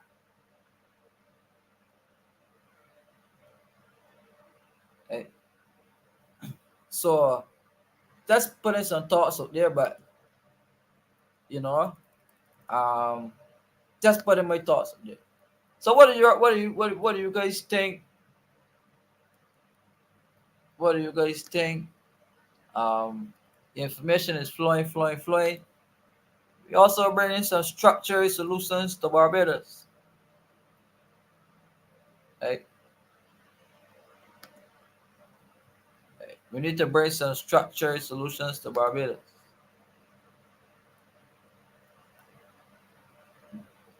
Now, it is my belief that national insurance, and I once had this conversation with a colleague. Um, he has the same idea of a sovereign wealth fund, but his idea of a sovereign wealth fund is to shut down the operations of the national insurance. Now, I highly oppose that. Let me say that category. I highly oppose shutting down national insurance. Right? I support again the wealth fund as I explained it, but the national insurance and the problem with national insurance is not that it's not profitable, no, it's the interference in the operations of it. So if national insurance was run as an independent and highly technical body, while still maintaining the functions of social welfare and paying benefits to the population, the investment in certain projects, so projects like the Four Seasons, projects like Apes Hill, uh, these type of investment decisions need to be relooked, as in what benefits do they bring to the general country.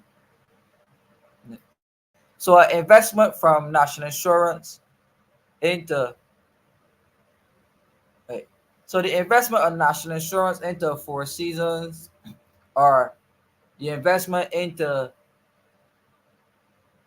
national insurance into Apes Hill, these are hospitality type tourism ideas, you know.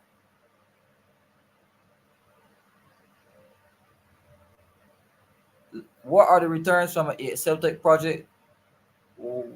What are the returns from a Four Seasons type project? Right. Remember, national insurance is publicly funded directly by taxpayers. So taxpayers here investing in Four Seasons, investing in Apes Hill, both projects went bust, right? And there was no substantial return on investment. Now, if you flip the script and look for other areas outside of the traditional ways, and you say to the politicians, but you no longer have the power to make those type of investment decisions on behalf of national insurance, and then you itemize specifically um, what is considered to be palatable investment decisions. So direct investment in low income housing projects, for example, as opposed to villa type operations, which are mainly uh, those are business type interventions, right? If you take national insurance and put it in even First Caribbean, those are capitalist type ventures, right? Which come back down to the entrepreneur, right? But if you're looking at investment of national insurance into population or wide population projects, like again, something like the whole project, right? So, for example, national insurance money was taken to build the whole project. Right? The political scientists and the sociologists would say that that is good patriotism, right? That's good patriotism. Um, Finding housing solutions for the people in the country. Um, the returns on investment would go back into the national insurance, so therefore the people receive returns on the initial investment, i.e., paying the different taxes or whatever associated with national insurance. Now, if you take that same money, you invest it in the same Excel type projects or whatever, um, the returns will come in jobs, income taxes, corporate taxes, whatever, right? So national insurance now and the officials and the people, which is the population, are faced with a hard decision now. Do we control what the politician can do in terms of investing national insurance money and where they can invest national insurance money? Or do we give the politician more freedom in investing in national insurance money in more profitable assets? And remember, there was an article going around on the internet which says that they were going to invest in national insurance money overseas in US, the US market. Right?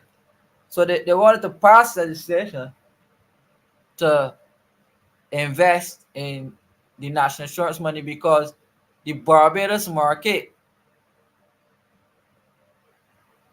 may not generate the returns needed for the national insurance. Right? So let me answer this question now. When you take on these types of investment, this type of banking type, using national insurance as a banking type idea, in a economy that's contracting, profits and assets diminishing, how then will you find local projects to invest the national insurance money in to become profitable? Remember, one of the last capital works projects that the government invested in was the fire station, right? The government invested in the fire station. You can't make no money from a fire station, no fire station is profitable, right? But when you free up the national insurance, right, to invest in these other more risky, more profitable assets, you should ask the officials for a growth plan. Show me the industries where you're going to put this national insurance money locally in Barbados to be able to make profit. I think they might struggle. If we look at it, agriculture, health, banking and financial services, distribution, right? Renewable energy is being touted as a solution, but the structures are not there for the renewable energy transition. So it can't happen there, right? So that is why investments, like investing in a bank, government will have to take that type of slack. Right? But I have another solution for you. Right? This is my solution now.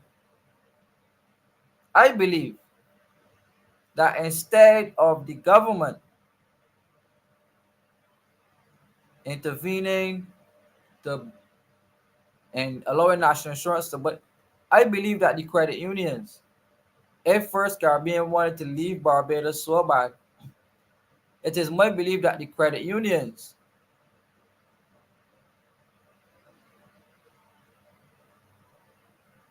should own a bank in Barbados.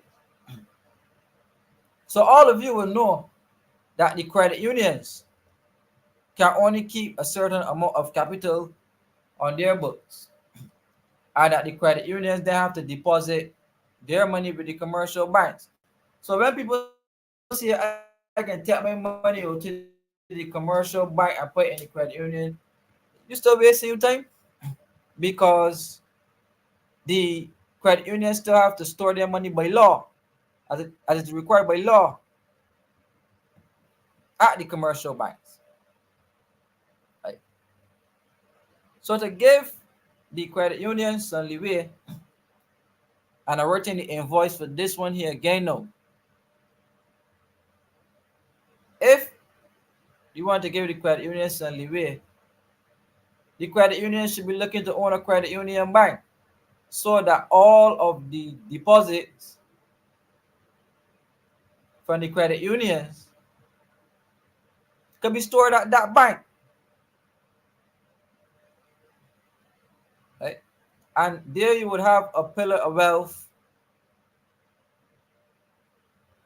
right? There you would have a pillar of wealth,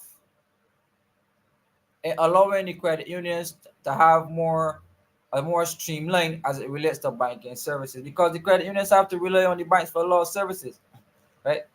So if you want to create a growth in the credit union movement and to move the credit union movement into a large scale, the credit union has to adopt and innovate itself into taking on a type of banking operation. But the credit union in itself does not need to become a bank. But the credit union can buy the operations of a commercial bank and use that bank in specifically as its bank, as opposed to all the different credit unions having deposits spread across the whole financial sector. If that makes sense to you.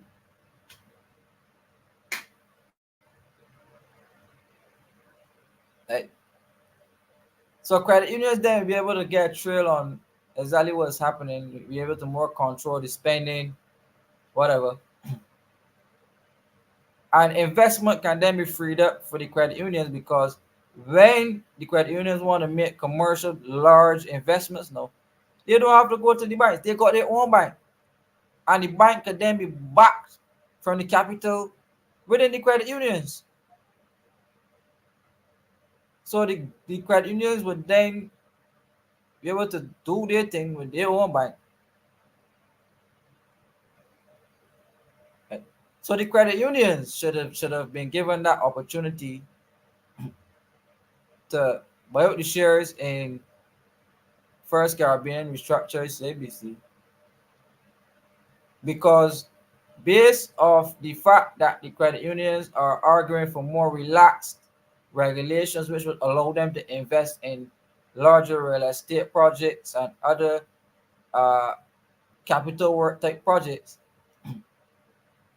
keeping the regulations on the credit unions as they are to protect deposits is necessary, right? That is necessary. But to stop credit unions from becoming banks now,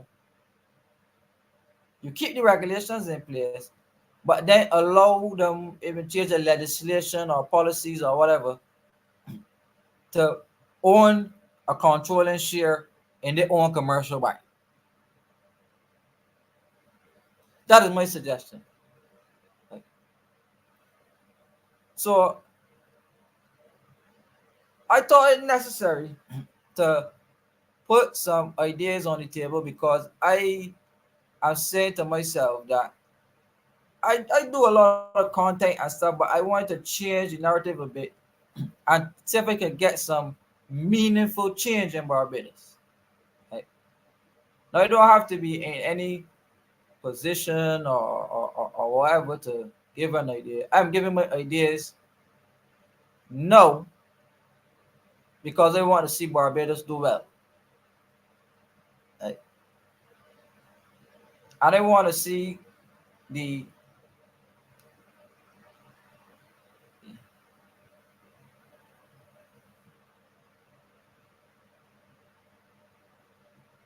right. Colin, I think you missed most of the conversation. I am not saying, right, I think you missed most of the conversation. So when I first came on, I spoke about you and I said this was a discussion that you would like, right? I am saying that credit unions in itself should have been given the opportunity to own a bank when the opportunity arose with First Caribbean recently. Right? Now, I didn't mention anything about a national bank per se. I say yes, I think, but don't 32.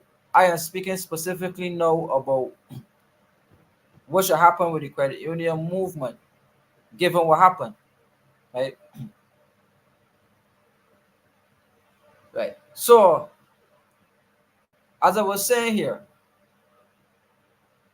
the core and the root of the problem that I am putting forward is that investment through the banking sector in Barbados is being hampered because banks do not directly are not directly investing the millions and the billions, are reinvesting the millions and the billions because the market simply is not uh, they make profit, but the market is simply not broad enough, and there's still a high level of risk associated in it because of the actions of the state, right? So if a government is pushing banks in the direction of buying up government paper, right,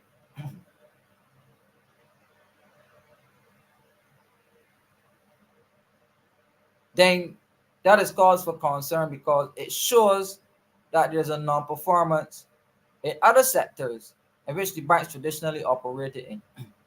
And to prove that point, we now have a new bank in Barbados called a Sagicor Bank,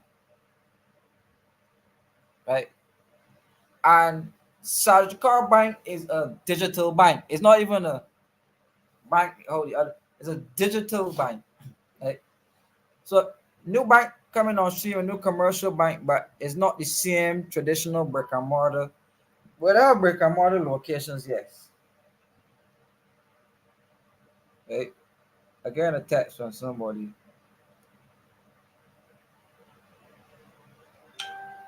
Right?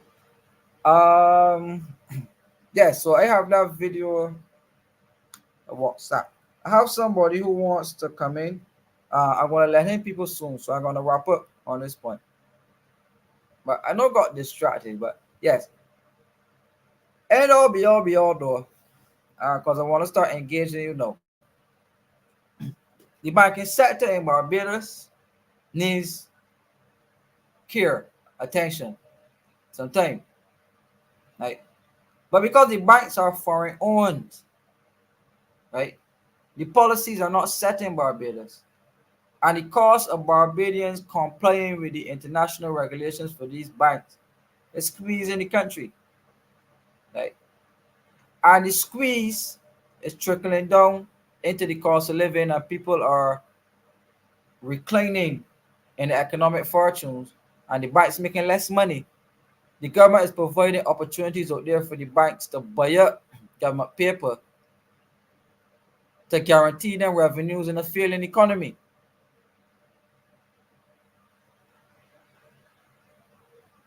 Right?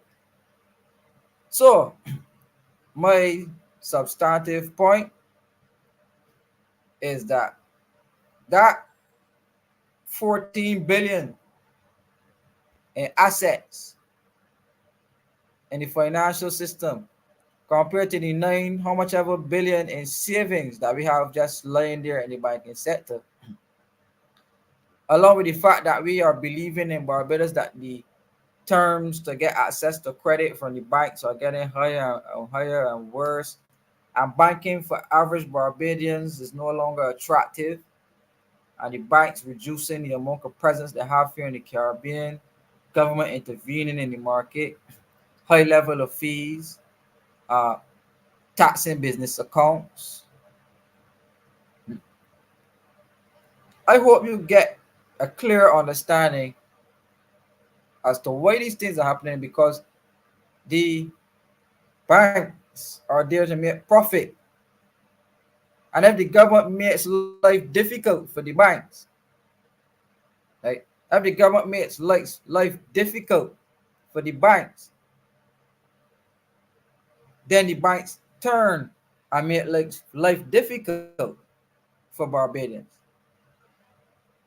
Right? So in order for the Barbadian political economy and the political space to penetrate, and is Colin Roach making a point here, the fact that We have Trinidadian capital operating in the banking space in terms of ownership of two banks. We have Canadian capital operating in terms of the ownership of three banks. And then Sagicor coming in with one bank.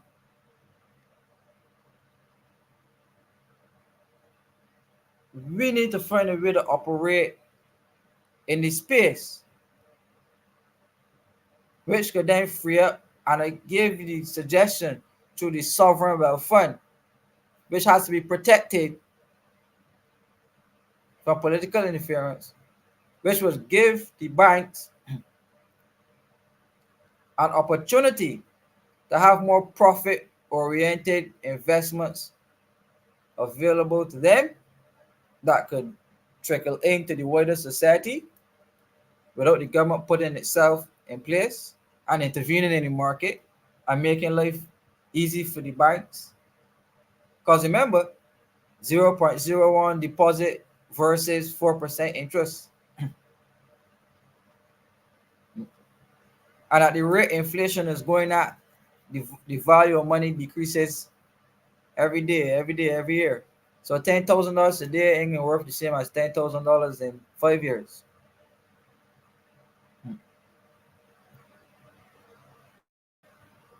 Right. I think the prime minister said she was going to establish a post bank, a national post bank through the post office and turn the post office into a bank because, as you know, the post office does uh, banking services in terms of cashing pension checks. And I went to the post office up to today. I didn't do anything, just carry somebody there. But the post office is doing some type of banking services. So I don't know what's the government's vision um, in terms of establishing a national post bank. I'm not giving any more ideas as to how they could establish it.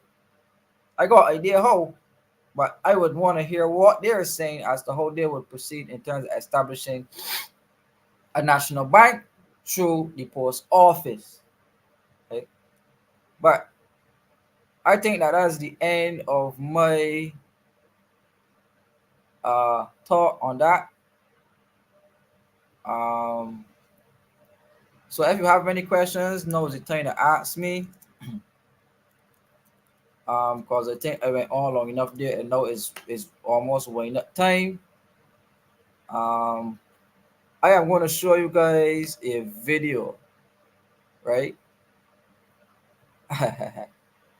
And I want you guys to tell me if what we did, which is last week's show on the International Monetary Fund, and the week before show, if the video that I am about to,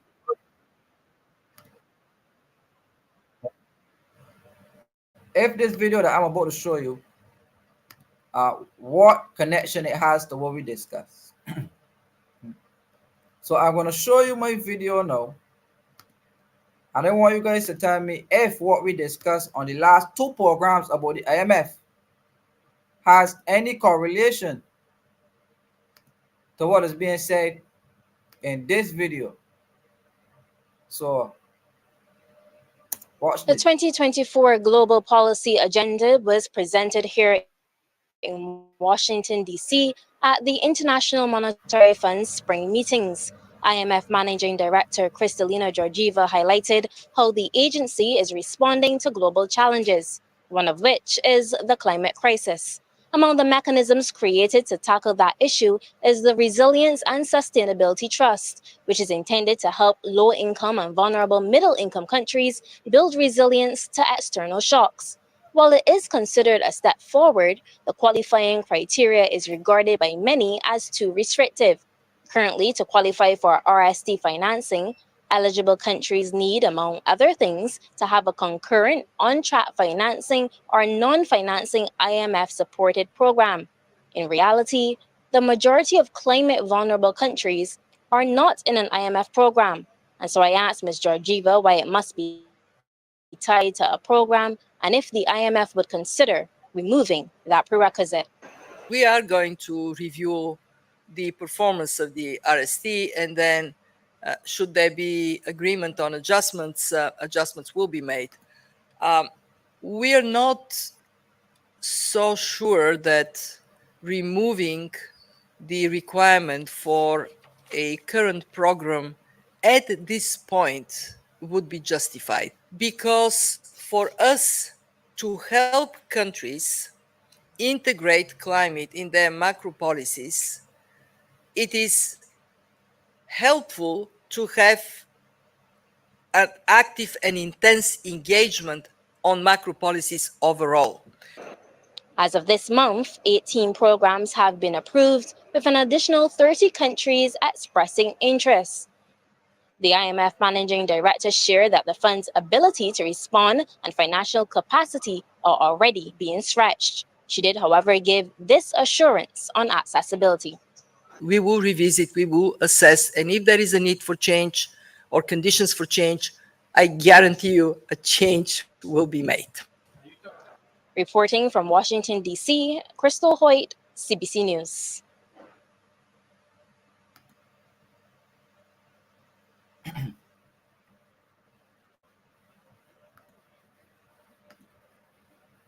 No, I hope you guys saw that.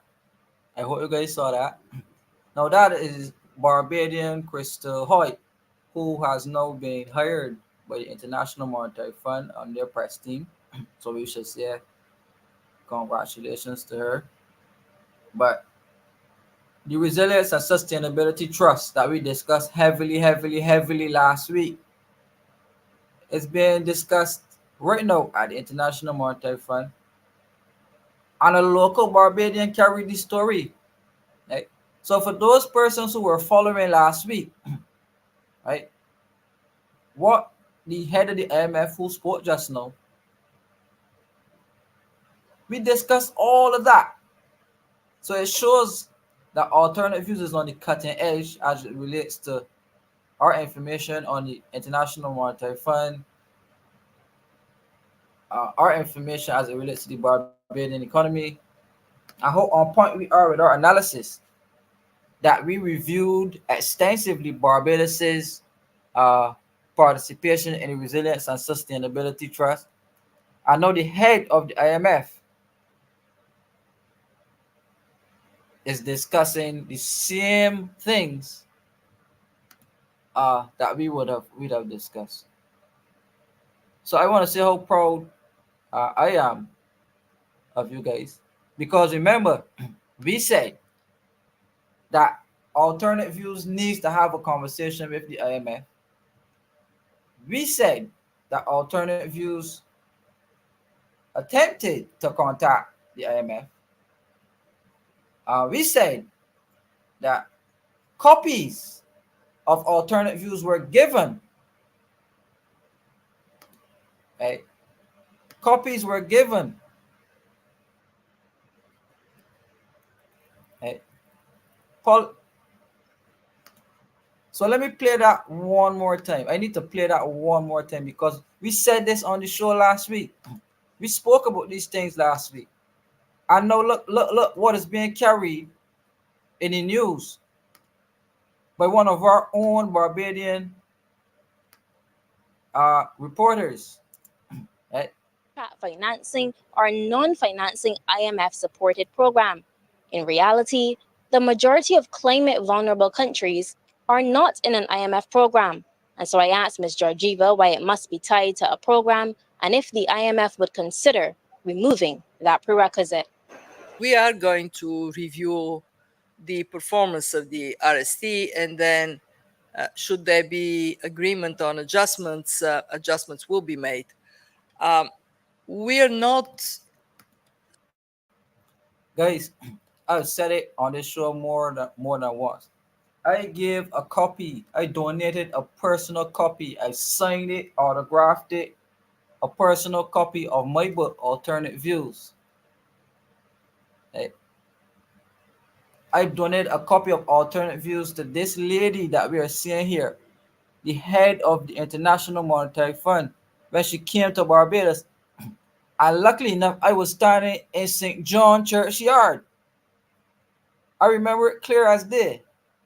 Right? I was standing in St. John Churchyard when I gave copies of alternate views to the head of the International Monetary Fund. And like I said, I didn't give her it directly in her hand, but I gave it over to the person who I was supposed to give it over to give it to her. I gave a copy to her. I gave a copy to the Prime Minister, and I gave a copy to Dr. Clay Maskell. Three copies of all the alternate views, the book. Right? And look, what is being said. So sure that removing the requirement for a current program at this point would be justified. Because for us to help countries integrate climate in their macro policies, it is helpful to have an active and intense engagement on macro policies overall. As of this month, 18 programs have been approved, with an additional 30 countries expressing interest. The IMF managing director shared that the fund's ability to respond and financial capacity are already being stretched. She did, however, give this assurance on accessibility. We will revisit, we will assess, and if there is a need for change or conditions for change, I guarantee you a change will be made. Reporting from Washington, D.C., Crystal Hoyt, CBC News.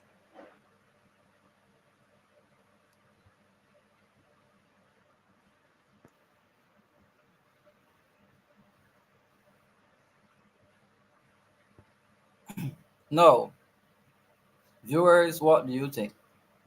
Just go watch back the show from last week. Watch back the show from before, where we extensively went through. We extensively went through Barbados is resilience and sustainability fund program with the IMF. And now look at what is being said a couple of days after by one of our very own reporters. Right? So it shows that alternate views is a international thought driver, and ideals can come from white Barbadians. Right?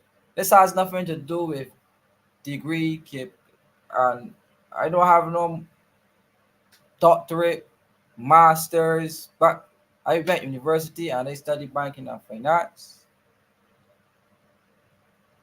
Halfway through doing banking and finance, I decided to construct Stewart and Perkins economic analysis, and the knowledge that I gained from pursuing my courses in banking and finance at KFIL, um, along with the fact that I spent hours and hours and hours in the library at school reading and reading and reading and reading and sharpening, produce this result. Right? So I will say that we must continue these programs. I want to thank you all for supporting me. I want to thank you all for tuning in every Thursday, because it seems now that we have international audience, right? So um, let me just say I am proud of you guys. Thank you. You give me the courage to come here every Thursday to come and put this information out there factual. But if it was on another stage, a political stage, I would play my little political jabs, but not no.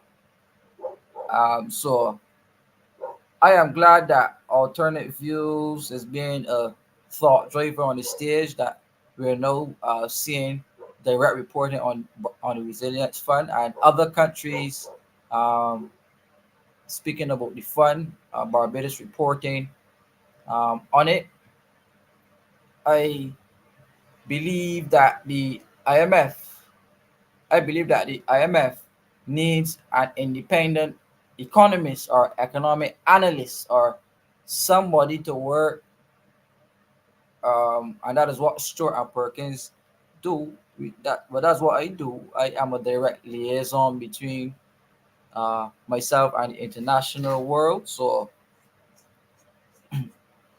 this platform allows those persons to come on and hear exactly what's happening in Barbados. And I showed you last week how there was a breakdown in information as it relates to what the IMF reports versus what the government reports. I showed you that. So that is where I came in, where I could have provided facts as to what was happening on the government side versus what was happening on the IMF side. And it showed exactly where you had the breakdown in communication. Right? Now, some are arguing in the IMF program is not the best for Barbados. Some will argue different. But the reality is we are in it now. And Barbadians need to come out of this uh, with as the bruises. We know as many bruises coming out of the program. So we need vigilance. We need the best and brightest minds on programs and out there giving factual information. I am very proud. I am very, very proud that alternate views was the inspiration that the International Monetary Fund and the head of that fund, who was donated a book. I don't know if she ever read it or if she ever received it, but I personally donated her while it was standing at St. John Parish Church. Um, the IMF was now speaking directly to what our last two shows were about. Because Barbados was, I think, the first country in the world to sign on to the Resilience and Sustainability Fund. So with Barbados being the first in the world to do that, and alternate views actively and openly discussing that program,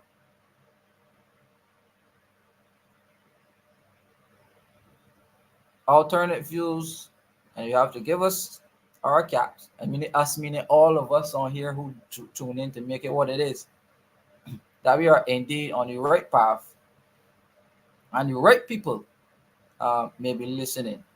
So I'm going to take a quick, what cause my, I'm going to take a quick call, I believe. Um, Somebody's trying to get in.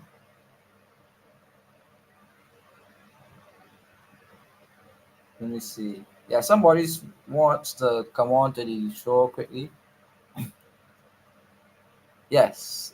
Plenty said alternative views is going places. Yes, it is. So thank you very much. But I want you guys to go back and watch the show, and you can tell me if what was said on the show, if it does not directly correlate with what was said by the head of the IMF.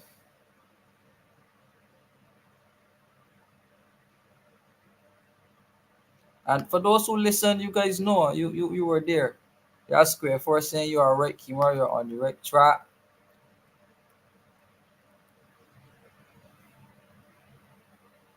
Right. Right. Yeah.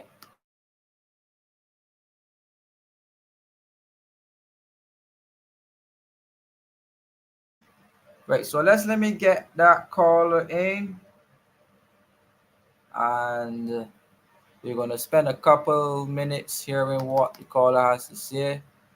Um, but for the most part, um, I think that I would have spoken.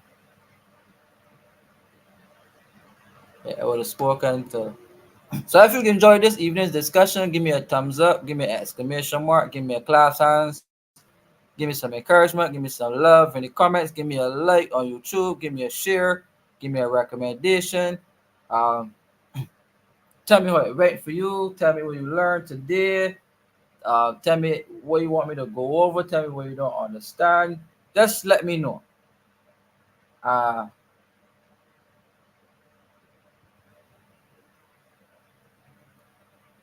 yes, yes, yes.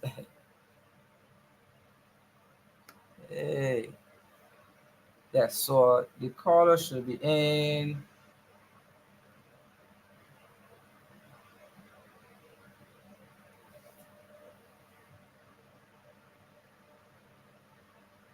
Let's wait until the caller to sign in and then we. Oh. Yes. So I'm seeing some love here in the comments. Marcia, Victorious Queen, Adrian Bascom, Colin Roach, Natasha Hoare, Van Austin, Barn again. So thank you guys very much. We're basking in the glory tonight. I am awaiting the caller, but I am not seeing it. So this evening, we gave out a lot more than usual. We gave out a lot of ideas. We gave out a lot of information as it relates to the banking sector in Barbados, the government's role, how the government is subsidizing those banks. Um, and quite a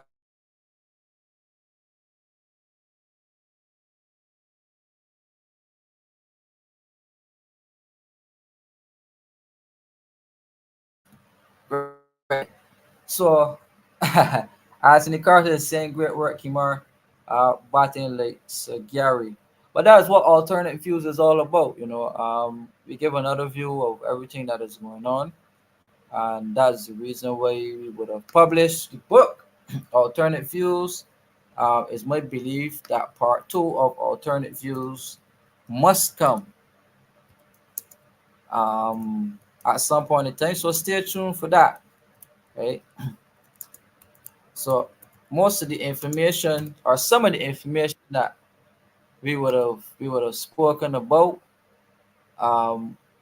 been taken directly from my publication. So I am going to put it on the screen quickly before we welcome the guests. I see the guest caller here who wants to come in and make a brief comment um, about this evening's discussion. In the meantime, let me just show you here alternate views. This is for the book. And it says here alternate views. This is an extraordinary presentation of research and analysis related to the Barbadian economy from 2018 to November 2021, when the Barbados government declared itself a republic. The book sets the scene for Barbados' plunge into the arms of the IMF and the resultant economic programs which continue to impact on that small island state. And the author unravels the intricacies of this policy option while painting a picture of the aftermath. And he also offers suggestions on the way forward. And this educational and highly informative publication is an excellent tool for budding economists, politicians, public servants, and the general public who desire understanding the Barbados economy in the modern era. Yes, and it is 219 pages, published the 3rd of February 2022. And many of you will know that that is a election year. So this is alternate views here, available on Amazon. So those persons who wish to read, uh, Saint Joseph. Joseph has a copy along with some other persons. Um, I would have also donated a copy to the Prime Minister of Grenada, Decon Mitchell, and I'm hoping that Mr. Mitchell has an opinion on the book. Whenever ever you get to meet him ever again in life, um, I hope to have a discussion with Prime Minister Decon Mitchell on alternate views. So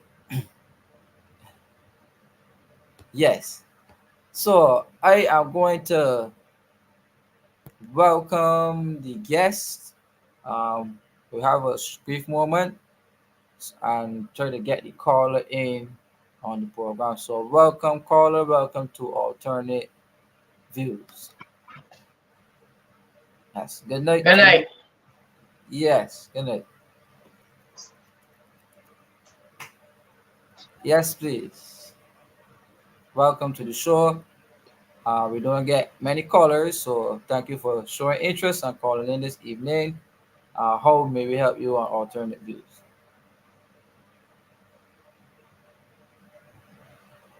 Hello,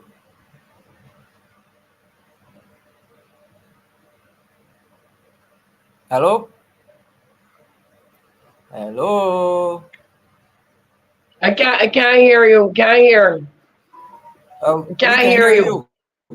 We can I hear can't you. hear you. My mic is on muting. I can't hear you.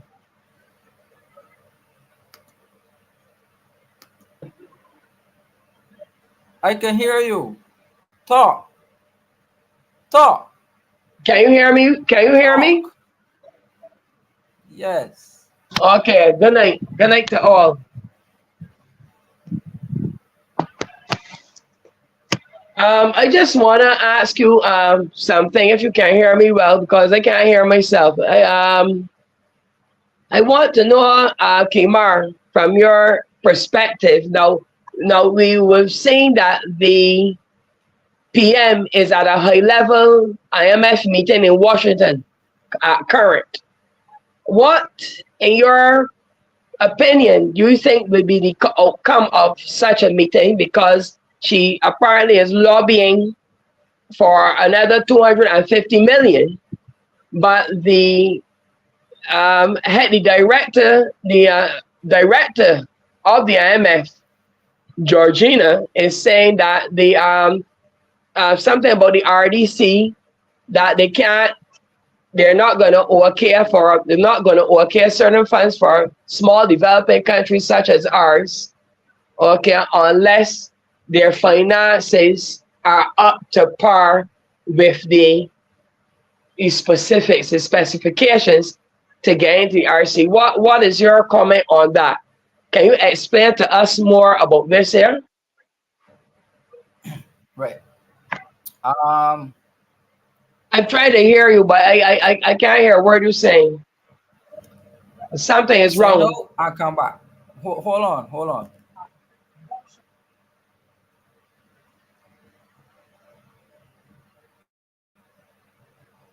Right. Can you hear me backstage? Can you hear us now? Can you hear us now? He can't hear us Not now. hear you at But all, man. yes.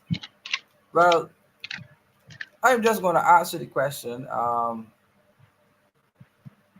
The RST, as was discussed on the stage before, eh, the Not RST, hearing you. hearing us I don't now? know what's going on here, but I can't hear you all of a sudden. Right.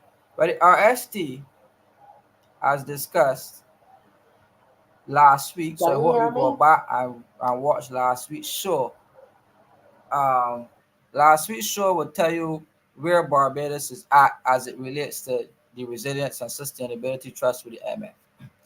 The last set of funding that we received from the MF is supposed to go towards restructuring the state-owned enterprises, also finishing off the changes to the national insurance, and to install climate resilient infrastructure into the country to help protect against natural disasters and um, some other legislative changes that will see the backpedaling of the state as it relates to welfare support. So government is supposed to meet these targets in the IMF primary surplus target, reduction of the fiscal deficit, which means that government is supposed to be making more money than it spends and reducing expenditure where necessary, privatizing state-owned enterprises, um, reducing government guarantees, and allowing the state to function as of a more private operation as opposed to a heavily subsidized operation like what we running now. So subsidized healthcare, subsidized schools. Uh, we live a subsidized lifestyle in Barbados. So the IMF prescriptions reverses those things, right? And allows the private sector to take on more of these operations. So that is where the transition is going. So if the government slows down on the education reform, right? Because the education reform is set to help reduce the education budget. So shutting down of schools, that's why you see St. John Primary School being shut down. And that is why a lot of these schools are going to be shut down because these schools are very expensive to run. And with the schools being expensive to run, the government has to find ways to shut down and reduce expenditure on these schools. So that is why the schools are being asked to make more and more of their own money because we are into a privatization drive under the IMF program, the Resilience and Sustainability Trust. So if Barbados does not meet these targets, then you're not going to get the drawdown, or the drawdown will become less because, call you hearing me or you're not hearing me? Like, so I just gonna wrap up though because it's getting late. Like, so the drawdown will become less, and therefore the stringencies will become more because the IMF will start to call on the loans and call on the money if they realize that the government is moving snail pace to implement the agreed reforms.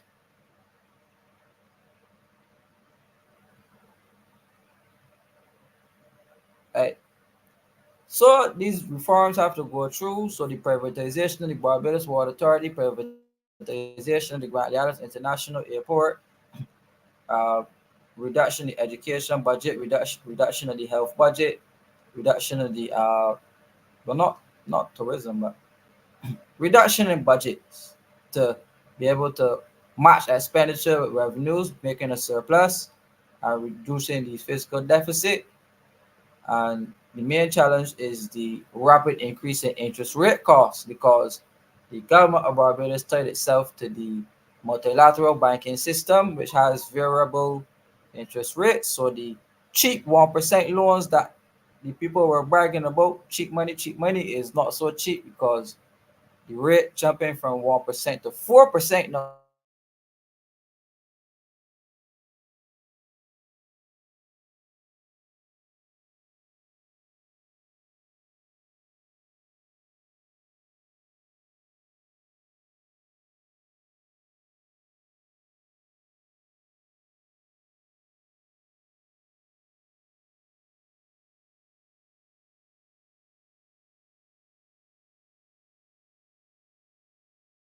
Yes, sorry about that. You hearing me well? You hearing me well? Just had a quick glitch. But yes, so I am at the end of my presentation tonight. Thank you guys for tuning in. Um, had another good discussion. Yeah, tonight I just wanted to give some solutions, Simone. Don't intend to do it too often, but I just definitely wanted to share one or two solutions to help bring things in line. Um, at the end of the day, Barbados is for all of us, and the country has to run, it has to function. So I don't mind giving you an idea or two,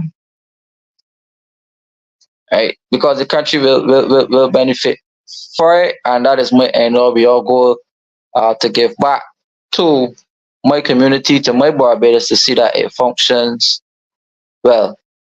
So thank you guys very much. We have had some very good discussions.